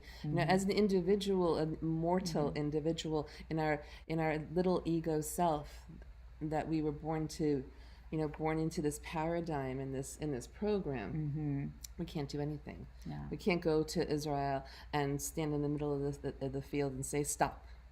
We can't stop the dis-ease and the suffering, but as a god and goddess, we can. And we don't even have to go there. Yeah. We can just, from our living room, we can say, nope, this is not the way it is. I'm changing it right now. And my word is the word of God. Yeah. And we have that energy and we have that power. And the more that each one of us knows, embraces, and embodies that power, we then shift and transform and transmute and raise the consciousness. And it's a very exciting time. Yeah. Because we have been living, I don't know how many thousands of years, or in this dumbed down place that we forgot, and been living in a paradigm of really like slavery and following the authorities, right? Authorities, wherever those are, and listening to and letting them tell us how to live. And a lot of people have just lived in suffering. Even if you have, it doesn't matter if you're poor or you're rich. We see that the many celebrities that are very rich, they're suffering, right? Some of them kill themselves. Some of them are in deep depression. Some of them drink themselves to death or take drugs because they're so unhappy. This has not been a happy place, because we have not been living in our truth. We haven't living in our true nature. We haven't remembered who we are. And as we remember who we are, this bliss, this state of bliss, will be the constant experience of who we are. And that's how we start doing it. I'm glad I got to that, because I want to tell you how we start doing this. In the way we become the gods and goddesses that we are, the way that we remember is that we have to raise our vibration to that state of bliss. We can't go into fear. We cannot allow ourselves to go into fear, just like I didn't go into fear when I had these initiations in Maui and in Kauai. I didn't allow myself to go there. I stayed in the highest frequency, and I kept bringing in what I wanted to happen and not concentrating on what I didn't want to happen. And this is what we all need to do right now, is we need to step into this high vibrational state. How do we get there? For me, I love singing, right? And I love singing mantras and singing my light language, bringing in that light language so that I'm embodying the light codes. For me, this uplifts me. Being out in the land in Sedona and also leading people to find their own power. This is how I get into that high vibrational space. So you have to find how you get into that high vibrational space and maintain it as much as possible. And each day you get a little bit more, a little bit more, a little bit more, because it's when we get into this high vibrational state is when we get lifted up. That's how we get into the higher dimensions. We already exist there. We just, in our mortal human mind, we don't know how to get there. We don't know how to perceive it. But when we allow ourselves to go into these higher vibrations, all of a sudden the scales, the veils fall away, and we are able to perceive that higher realms. And then we can perceive how we can overcome and bring forth things that we want to see. Does that make sense? Yeah, and it's powerful work. We do it for ourselves as individuals, and we do it for our community, and we do it for the planet. Yeah, exactly.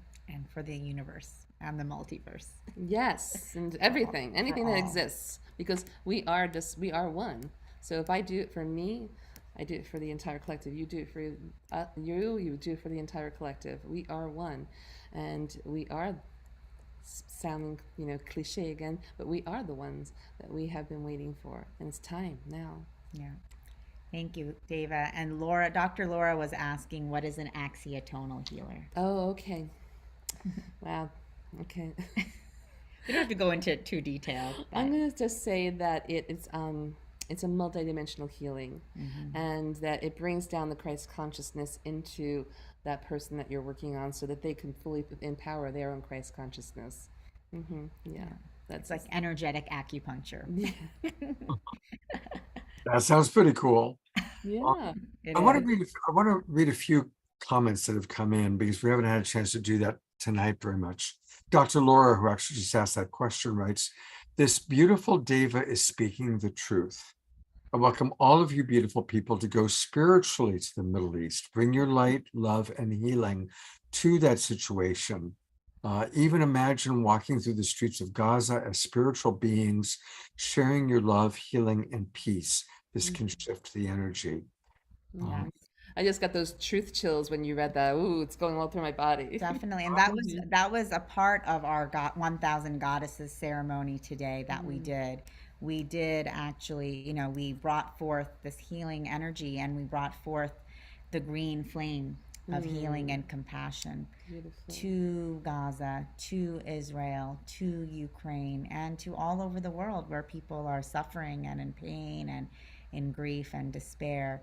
And when we do that, we are actually having an impact. And so it's powerful practice for all of us, Deva, thank you so much. People can find much more of Deva on Soul Search. Of course. Or you can also go to her website, and her website's got a beautiful name, wayofthesacred.com. You can click off of that green screen so they can actually see it. What's that? If you click on the X on that green screen, then you'll actually see my website. Oh, wow. There you go. And that's my website. That's my YouTube channel, Oracle of the Mystic Jaguar. If anyone wants to come and listen to some light language or have a shamanic journey, they can go to your Oracle of the Mystic Jaguar, which is on my website. And then also Codes of Light is my light language album.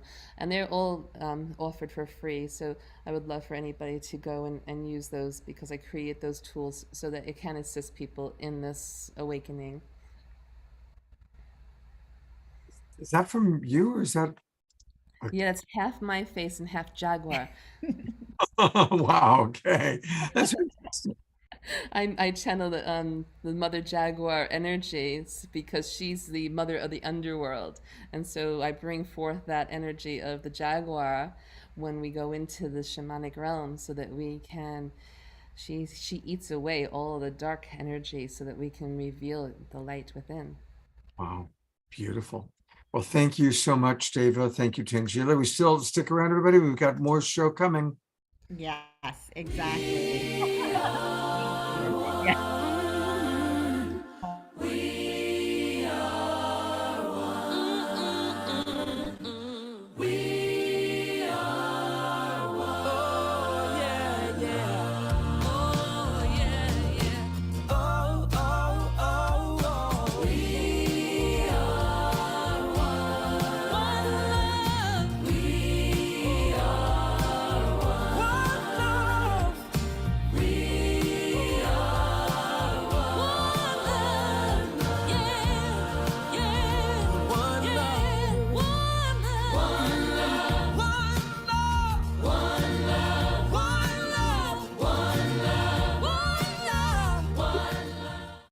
We are one love. What a beautiful show. Again, I tell you, every show is so powerful.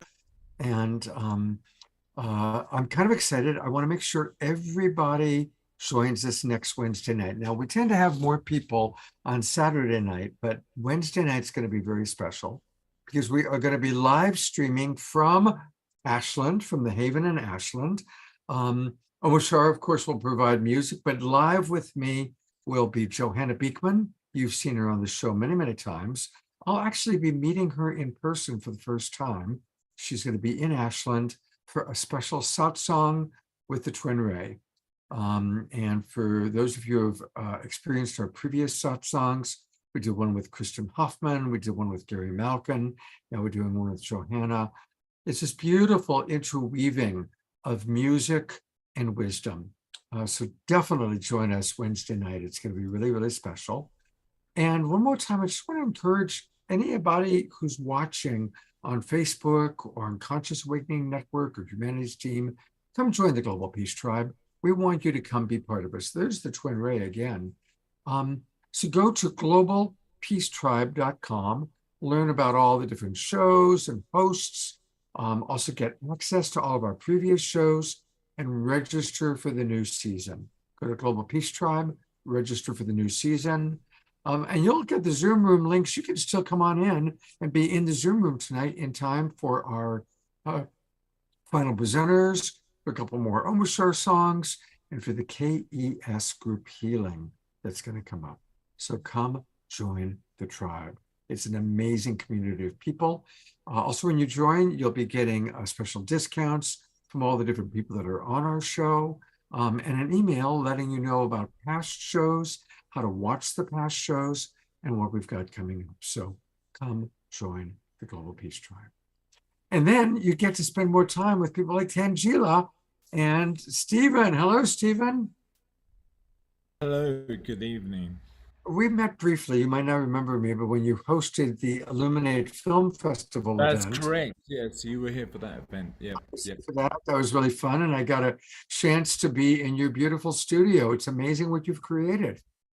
Yeah, thank you. Yeah, it's a great place. It took me a long time to get here, but it's like, here I am, I've done it. It's like joining all the dots together, all the experiences here, and the good, the bad, the ugly, and honoring all my gifts. 25 years fashion photographer, music producer, professional DJ, self-empowerment coach, workshop facilitator, artist, comedian, and just general nice guy around town. You know, it's like, here it is.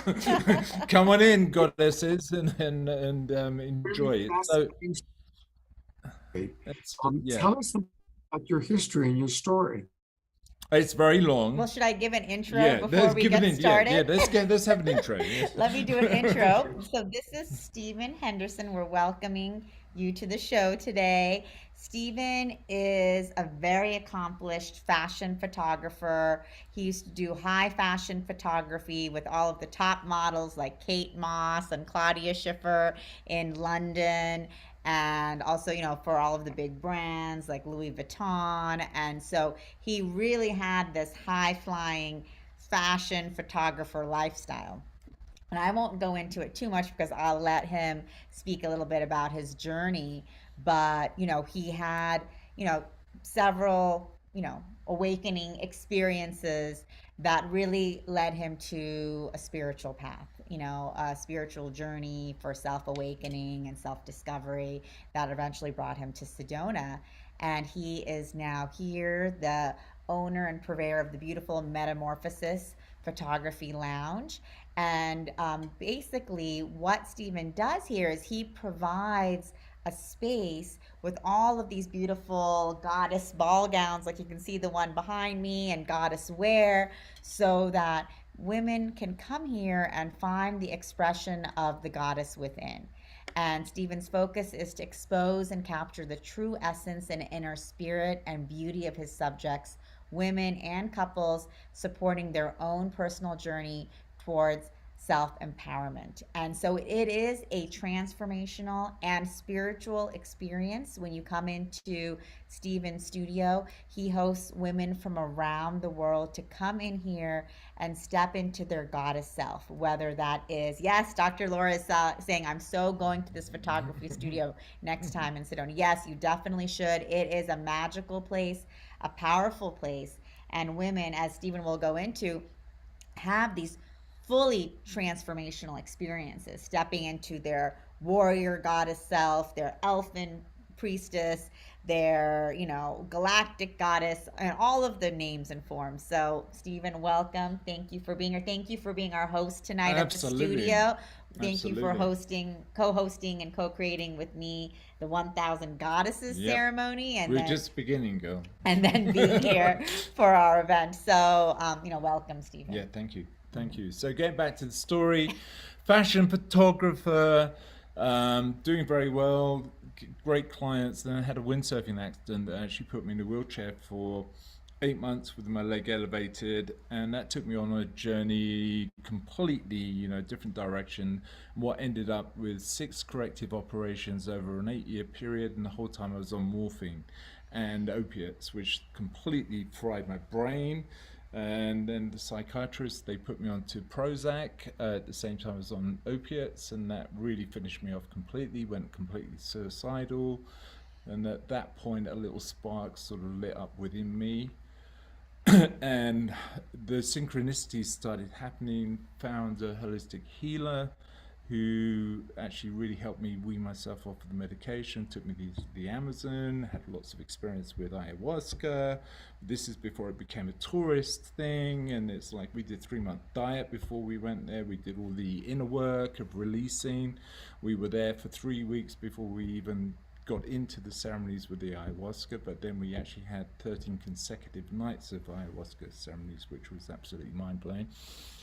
And that really sort of set me off on my journey of self-discovery, and sort of went back to the UK, got rid of all my possessions, sold my house, sadly sort of went through a divorce, 18-year marriage, but I just was like off on my own journey of self-discovery, and I sort of started traveling around the world, studying with different indigenous cultures, getting into the mysticism, getting into the magic. And that sort of eventually led me to, without intention, becoming a teacher. I sort of graduated without even sort of realizing it to become the teacher, because people were coming to me because, having had that personal experience of getting myself back to a place where I could actually operate in the consensus reality from being completely out there and lost, it put me in a great position to actually seriously help people. It's not like you read a few books and you become an expert about a sort of modality. It's like, no, firsthand, I've been there, I've done it. So I was really sort of blessed that I could help so many people. That's when I started doing my workshops, doing online coaching, and the whole time I was still being an artist, being creative. I was actually making music, I was doing many things, but I was ignoring a big part of my life, which was the fashion photography, because it was a part of healing that I hadn't honored within myself, and because of the trauma of the experience at the time. And so when I found myself in Sedona, it's like, okay, what am I going to do for the rest of my life? I know I'm here, with gifts. It's like, it was actually a trip back to the UK a couple of years ago. I burnt all my photography.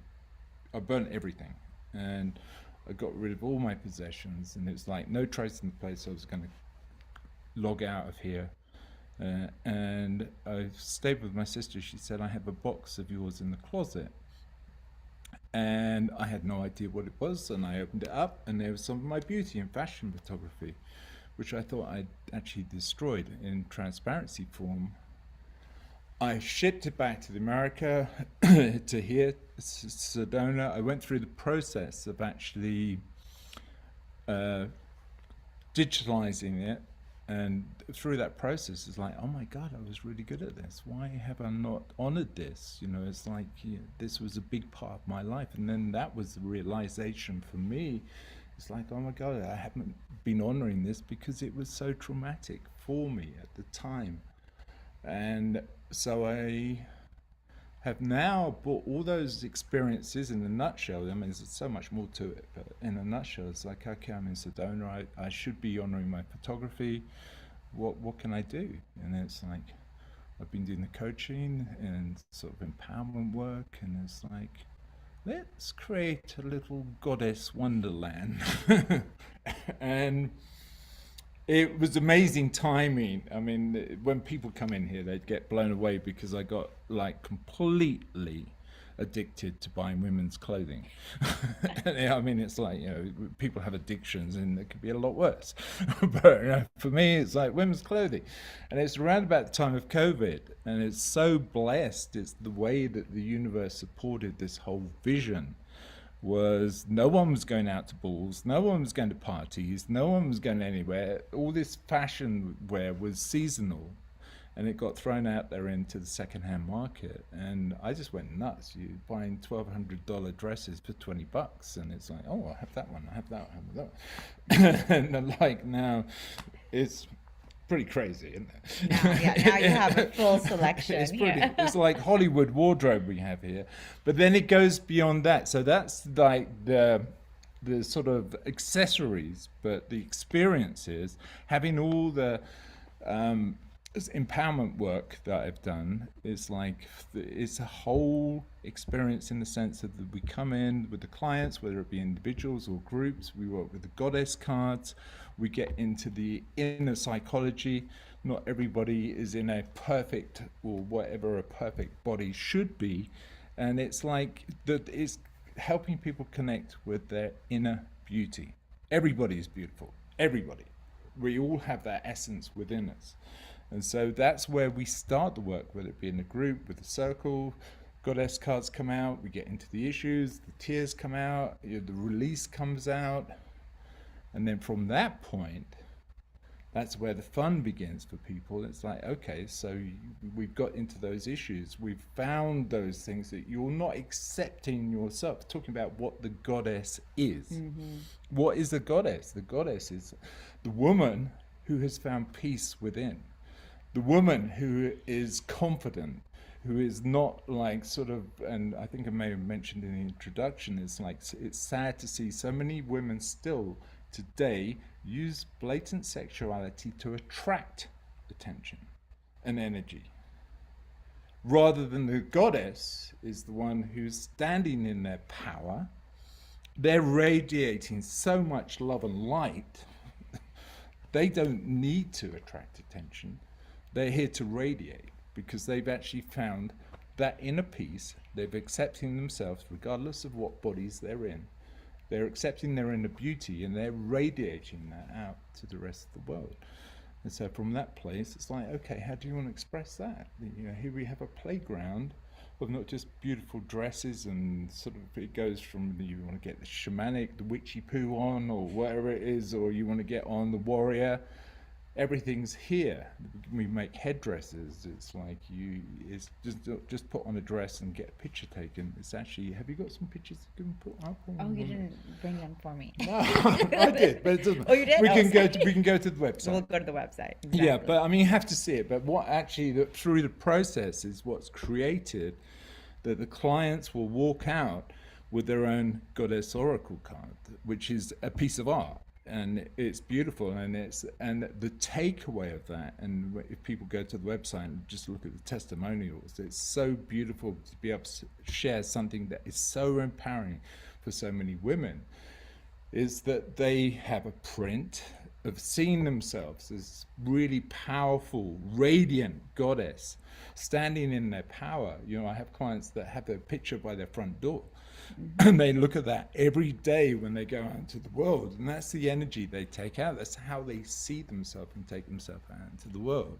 Dr. Laura is asking, do you have an Amazonian warrior goddess We costume? can do it all. I have an inner Amazonian. We can do it all. We can do it all here. Absolutely. I mean, it's like there's no limits. I mean, it's crazy that, you know, there's an art room. There's, I mean, yeah. It's pretty amazing what has come together. And again, it's been supported. The vision has been completely supported. It's like just from the depth of where we can go with it.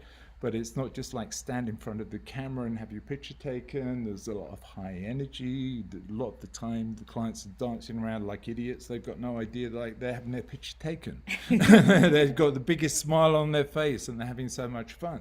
And the clients so far, from a 6-year-old to an 80-year-old is the client. From very, very large ladies to very, very skinny waif ladies. They all look radiant and beautiful because beauty's here.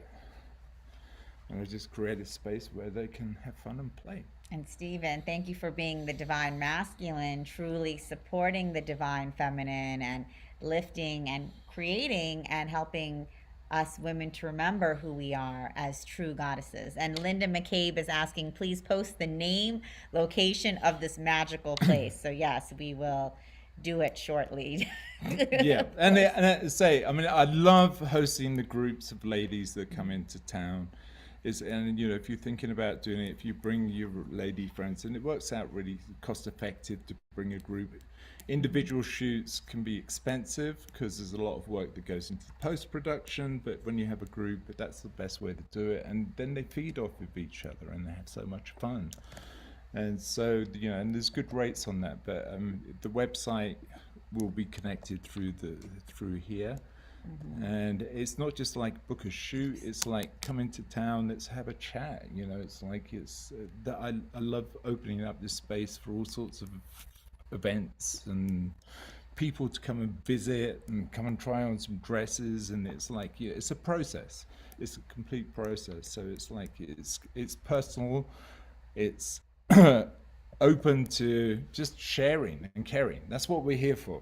It's sharing and caring. We get to that point now, it's like, okay, what gifts do we have? Are we honoring those gifts? And if we're honoring those gifts, then, you know, let's get everybody together and have some fun, like today. Yeah. It's beautiful, opening up the space for all the ladies. And it wasn't about making money. It was like, no, we're doing this because we felt cool to do it. Exactly. And we had so many of the divine masculine come for the goddess ceremony as well. So we had an amazing group of both men and women here in celebration. So beautiful. Thank you for opening that up. You know, I love that we're kind of complete the show with so dedicated to, and for those of you watching wanting to know how to discover more, his website is the Art of Beauty Photography.com. Art of Beauty Photography. Just want to have fun, and the beautiful photographs, you know, that he's taken. A metamorph photographic studio. I mean, look at just what a gorgeous. Imagine that's you photograph, and I can resonate with his story about the picture of themselves as their most empowered self. This is, and we got to do another retreat. We just got to organize and make this and I love retreat groups coming into town and sort of incorporating it into whatever they're offering here. You know, it's something a little bit different, and it's very unique. And that's the thing. It's like, you know, it's important for us to honor all our gifts. You know, we have many. I was ignoring a big part of my journey, and now it feels complete. And it's literally, we bought a lottery ticket today to get our fairy princess castle as our location for the goddess. And, you know, regardless of how much money, we're going to do this regardless of the money. It's like, if we win the lottery, we're just going to do it and open up and make it free for everybody. And for those who didn't hear the website, Omashar asked us to repeat it. It's www.theartofbeautyphotography.com. And there you can connect with Stephen.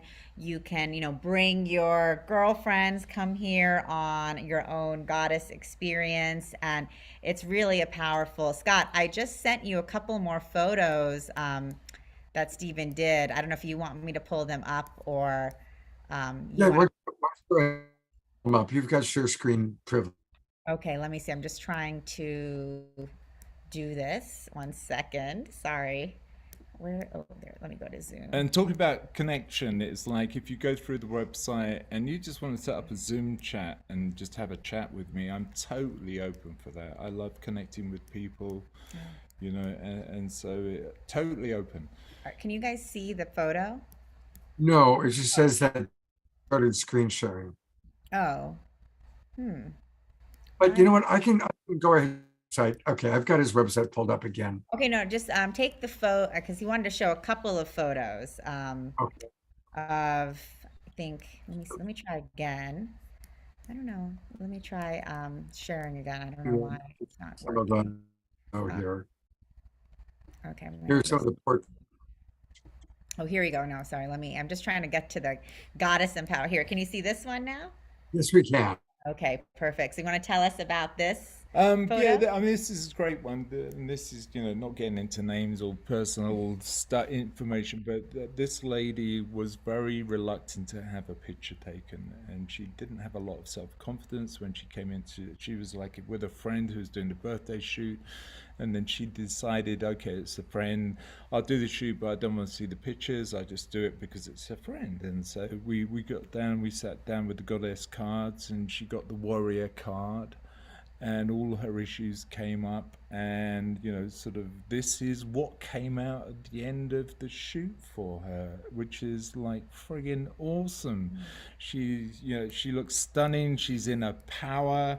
She's lunging forward, and this is the transformation, the metamorphosis from someone who's like shy and no self-confidence, who's getting into her power, and it's so beautiful to be able to facilitate that transformation, which is also not just an experience because of the fact that they have a picture that is so powerful.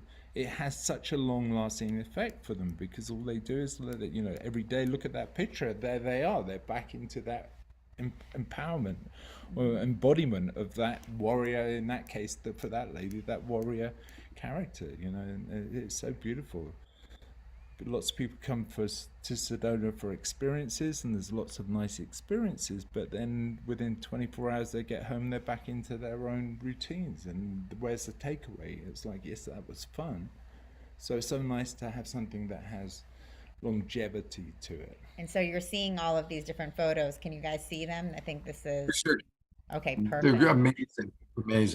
Yeah, and that's the expression, it's like, that's the goddess, it's like bang, boom, in the power, and to be able to bring that out or hold space for the ladies to bring it out of themselves and then to capture it in those most beautiful ways.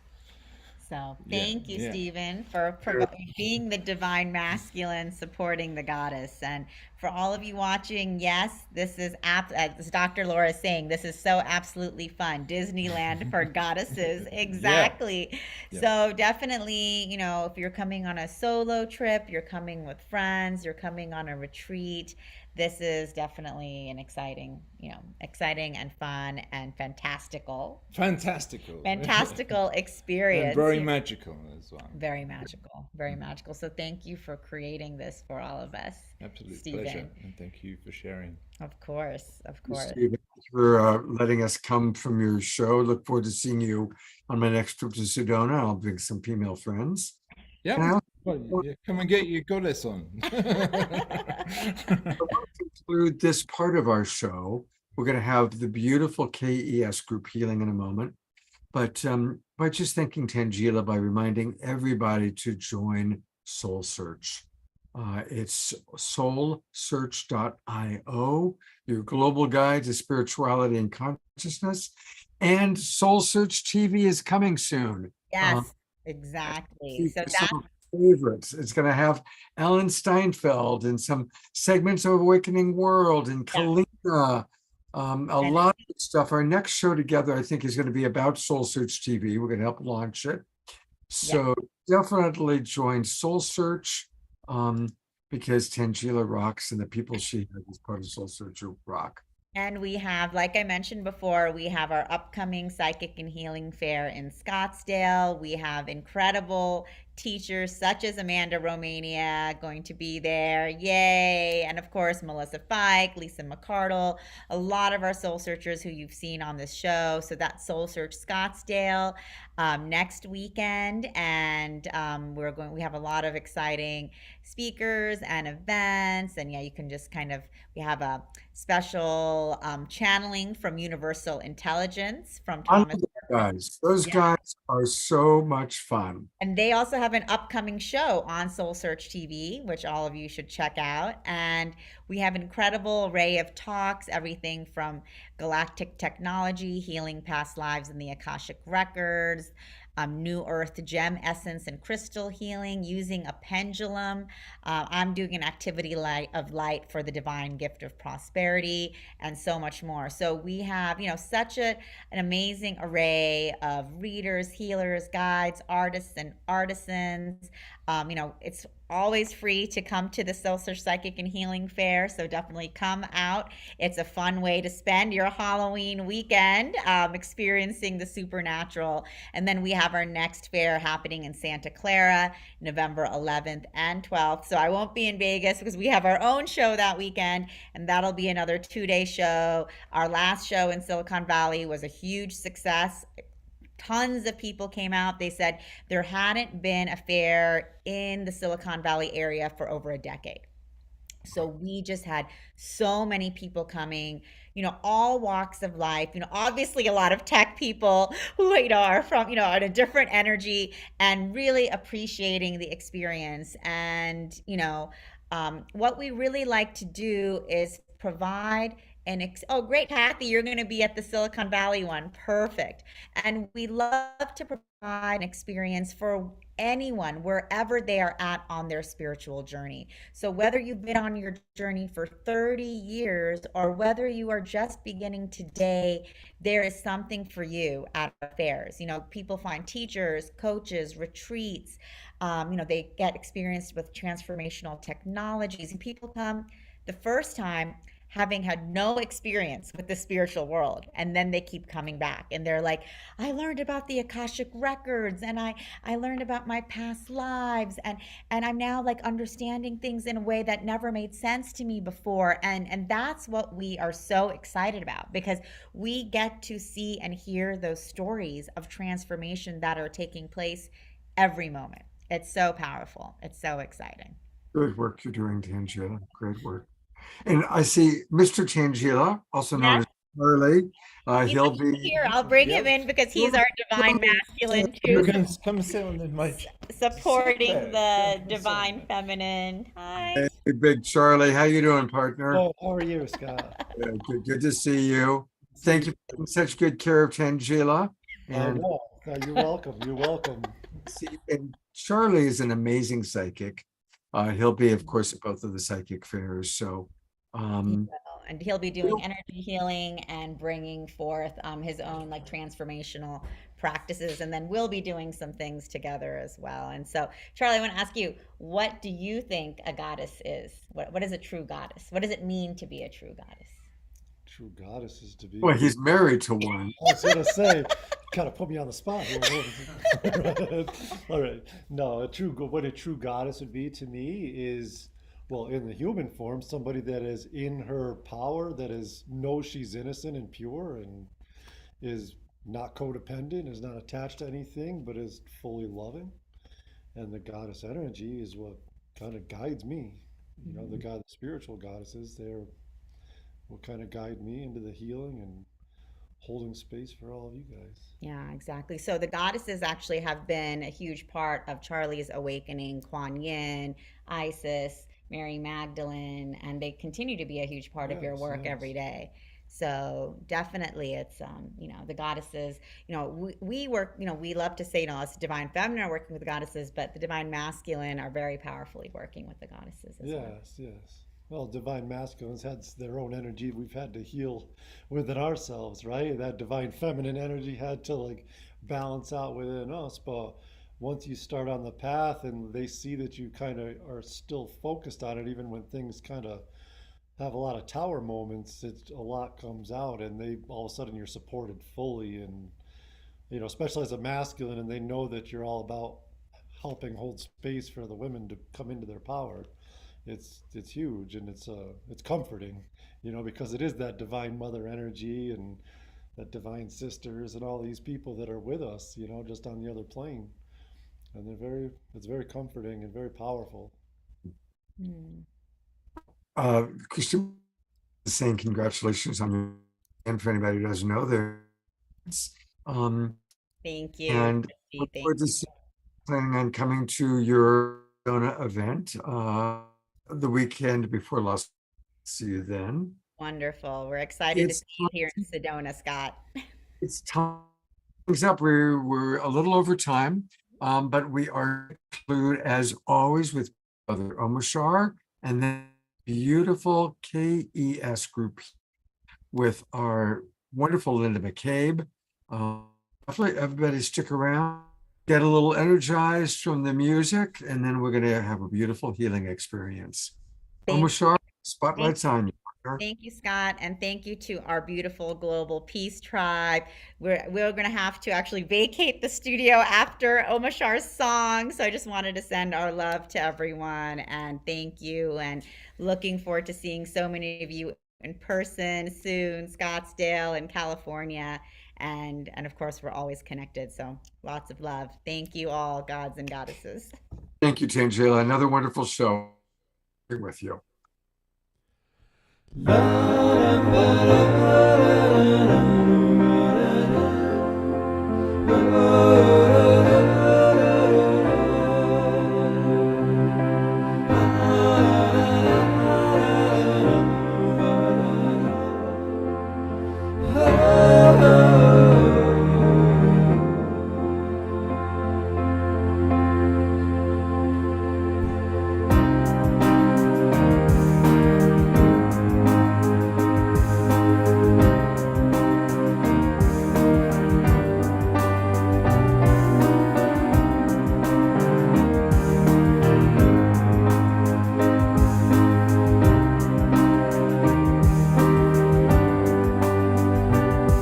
The awakening world is rising through our hearts, through our lives, as we take the next steps together, walking tall, no disguise.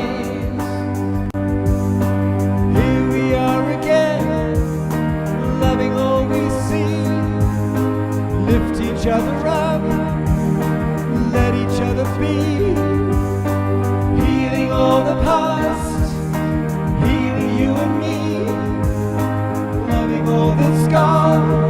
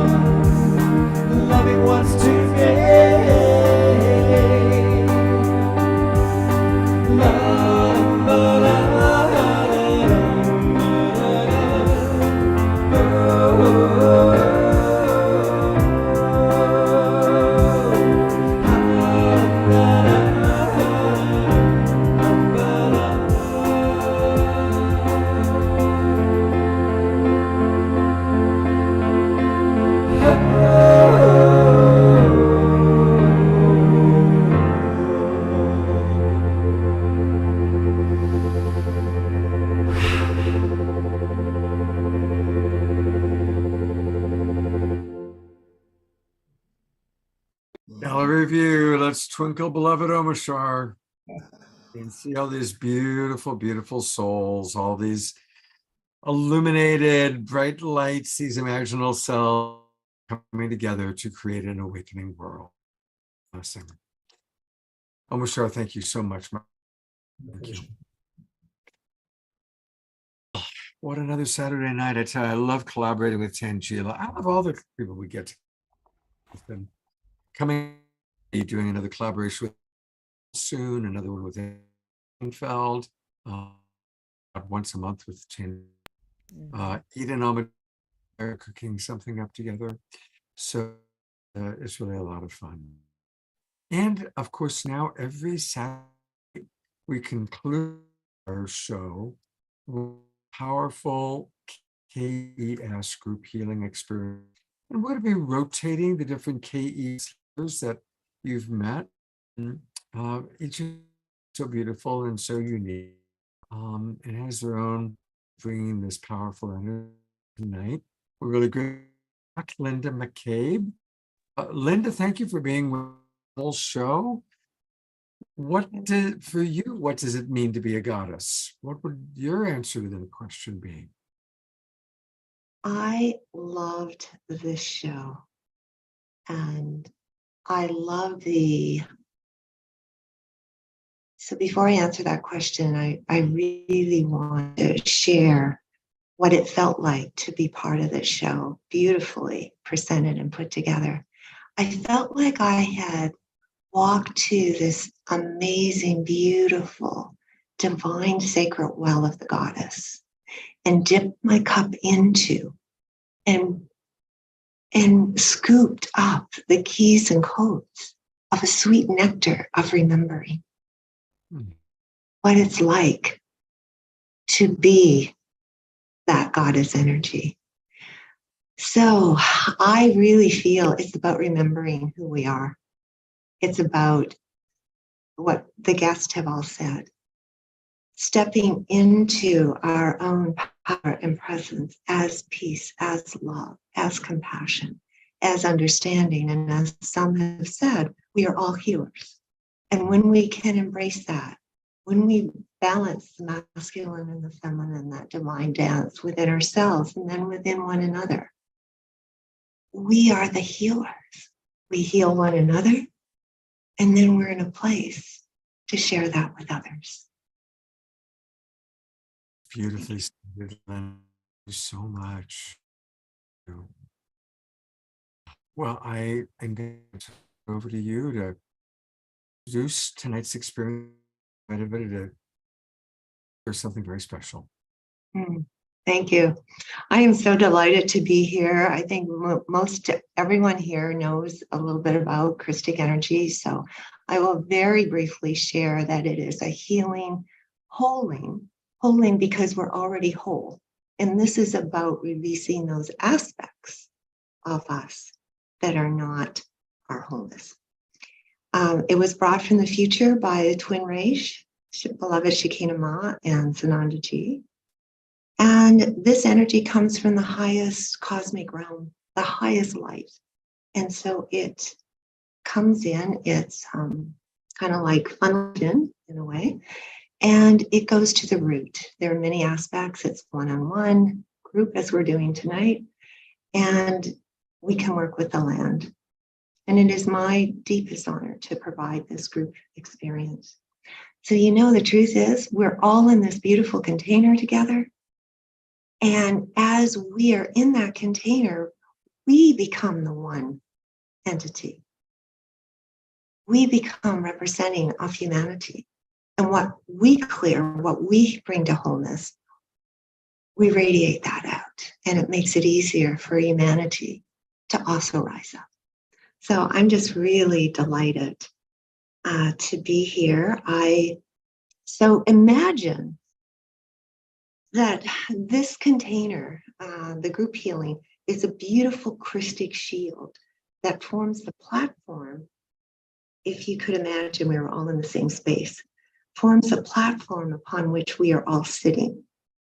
And we see one another or embrace one another with an open heart in a circle-like position. And in that place, this beautiful torus of energy comes flowing in through and around. And so that is the space that we are creating collaboratively together, each of us, a critical piece to the whole.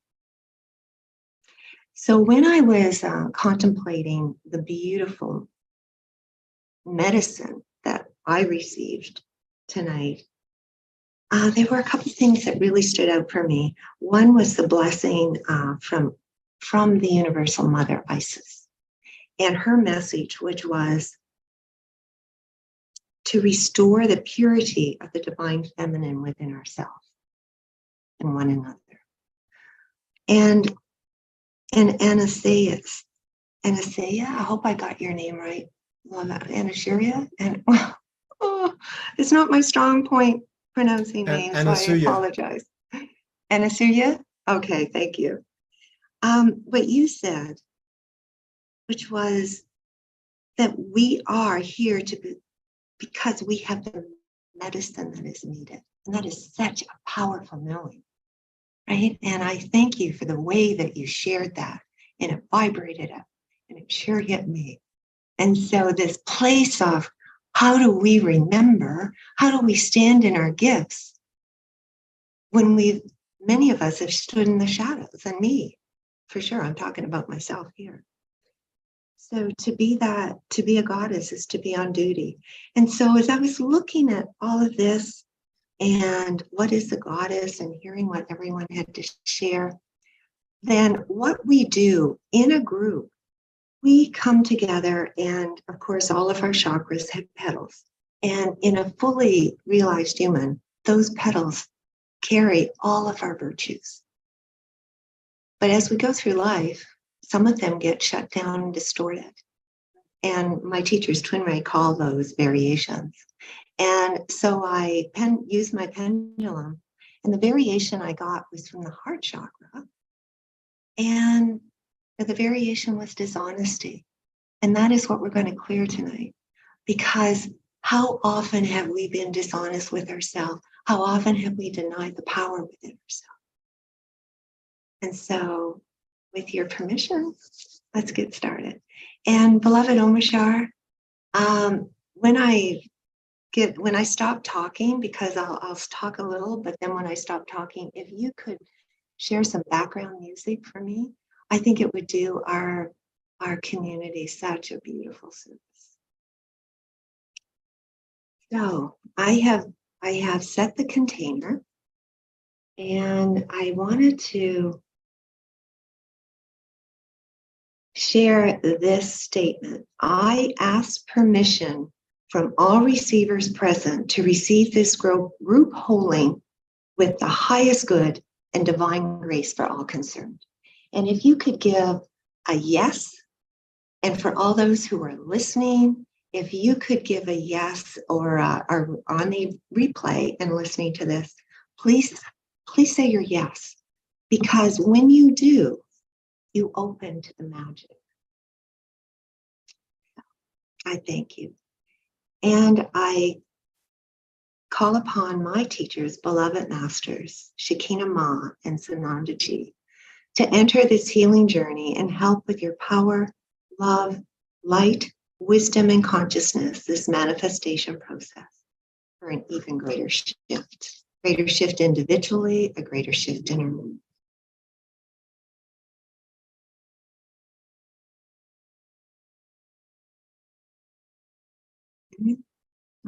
I use my pendulum a lot, and I always clear it to make sure. So the container is beautifully set. And I am going to place, if you can imagine, I'll do a little meditation to join us all, and then I'll get started. So I invite you to take a deep breath in of peace into your heart. Those beautiful sacred hearts that have been so open tonight. Radiating it through your torso and breathing out any remaining heaviness that doesn't serve our session ahead. And soften.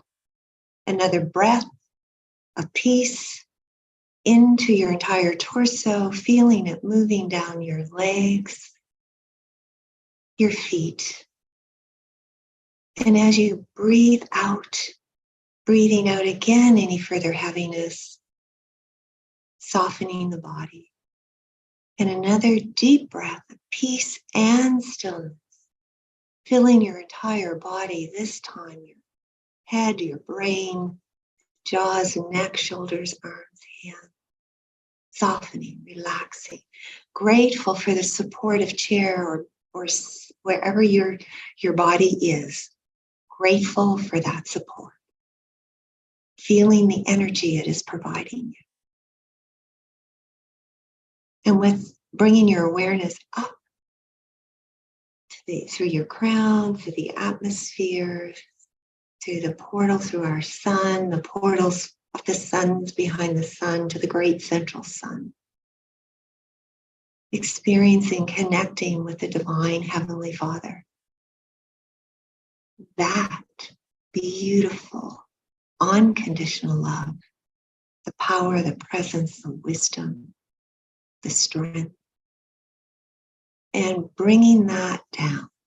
That is you, bringing your knowing of who you are down through the portals of the sun, to our sun, down through the earth, to you in your crown, and allowing that energy to move through, imagining every cell in the body, filling it, remembering. And as that energy moves down, you bring your awareness back through, down into the earth, and feel yourself being lowered, down, down, down, carrying the codes of the Divine Father, down through the earth, through the darkness of the moist soil, through the crystal kingdom, those crystals that have been here since the creation of this earth, who carry these ancient codes, down, down, down to the crystalline core of the ascended, of our beloved ascended Gaia, our mother. She who created our form.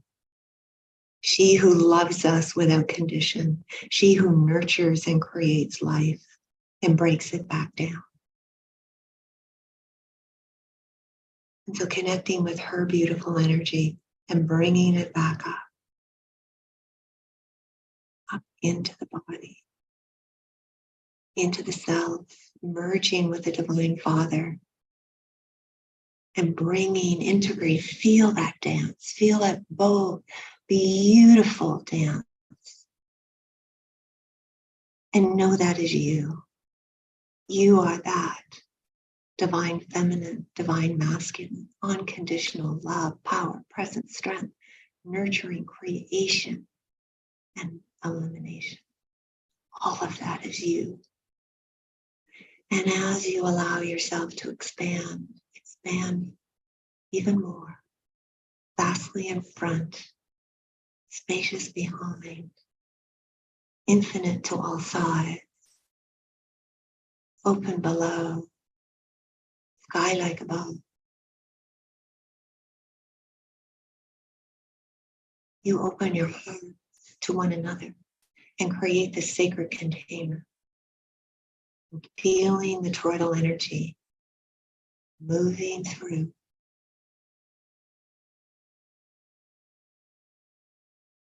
I place before you cosmic clock with our hand from 1 to 12, 12 o'clock at your head, 6 o'clock at your feet. And within that clock, you're welcome to bring your attention to what is meaningful for you. What are you being drawn to? What is your soul calling you to pay attention to? And for the group experience, I will check, and I am getting 8 o'clock, which represents that aspect of our soul on its journey in the earth plane, which has forgotten its higher sense perceptions and connects with the physical. And so for us who still have those limitations, who connect more with the body than with the spirit of ourselves, for we need to embody the spirit in the body. We need both in order to actualize our truth. So that's what we'll clear.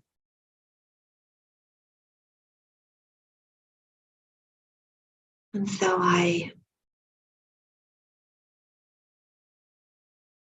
place a golden Christic shield within the center, in the heart of this container.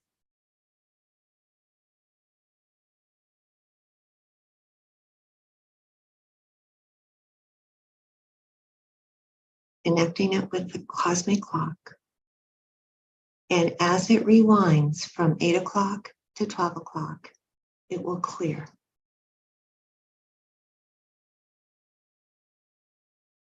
And I ask that the core wound be cleared for the Global Peace Tribe, all who listen to the replay, and all affiliated groups. And for ourselves, clearing for our families, for our ancestors, and for all humanity, through time, space, past, present, future, backwards and forwards, throughout all lifetimes, all timelines, all realms, realities, all dimensions, all planes of existence. And you may be aware of this clock as it moves through, moves around, clearing the veils of illusion at each hour, releasing more, bringing the awareness that in truth we've never been separated. We have always been connected. It's the human journey to forget. And it is our human journey now to remember our spiritual, human merged journey.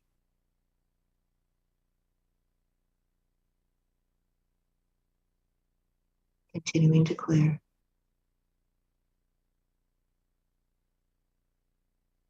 Feeling more and more light, more and more of the presence, the truth of this that you are and always have been and will forever be.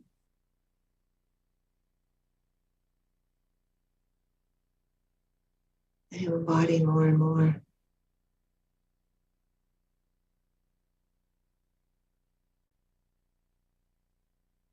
And taking a breath. Beautiful, beautiful.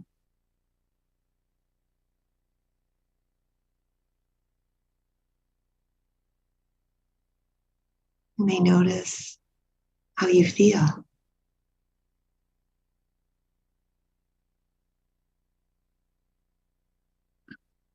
And I am going to check what percentage has been cleared, and it is cleared, and the clock is at 12.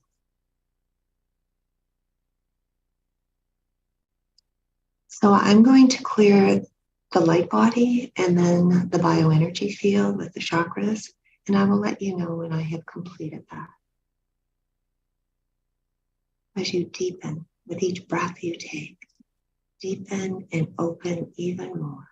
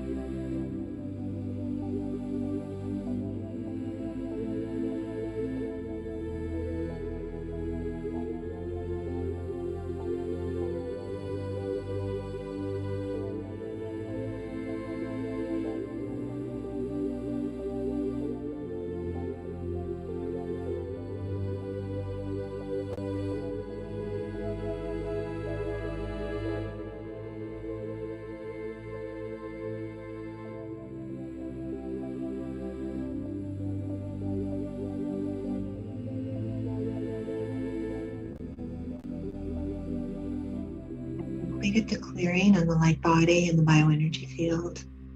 And I will begin to clear the variation of dishonesty. And to do that, I will be using 4 rays of light. The opal essence ray of light overlit by the ascendant Venus. The diamond ray of light, the soul body, soul plane, represented by the ascendant, or overlit by the ascendant sun and moon. The ultraviolet ray of light representing the monad and overlit by ascendant Ursa Major and the Pleiades, and the golden ray of light.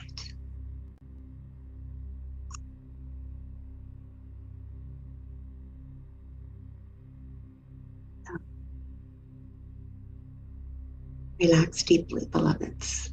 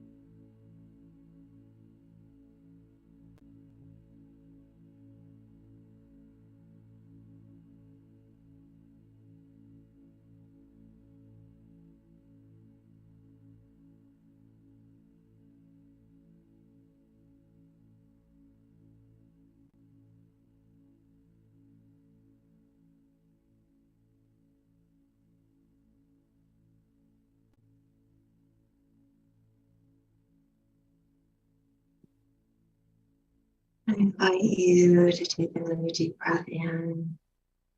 And as we begin to close, we'll close this container.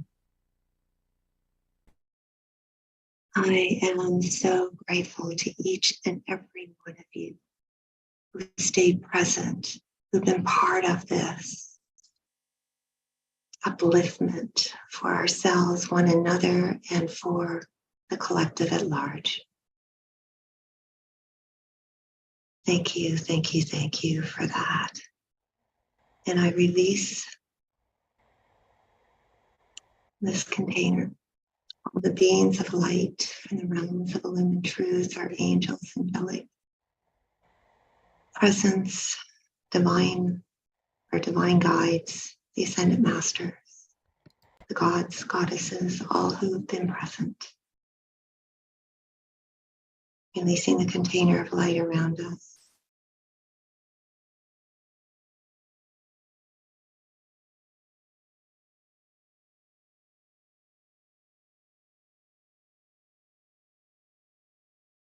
And releasing beloved Shekinah and Sanandaji with gratitude and love. This energy is available to each of you for the next 72 hours. It is done, it is done, it is done.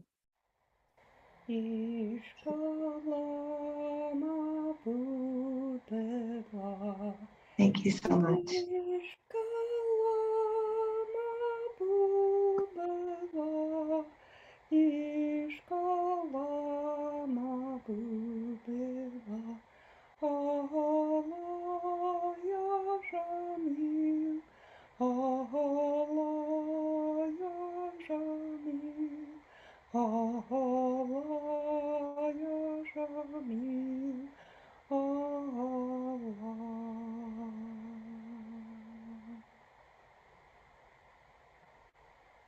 Thank you, beloved Sylvia. So beautiful. Thank you to each and every one of you.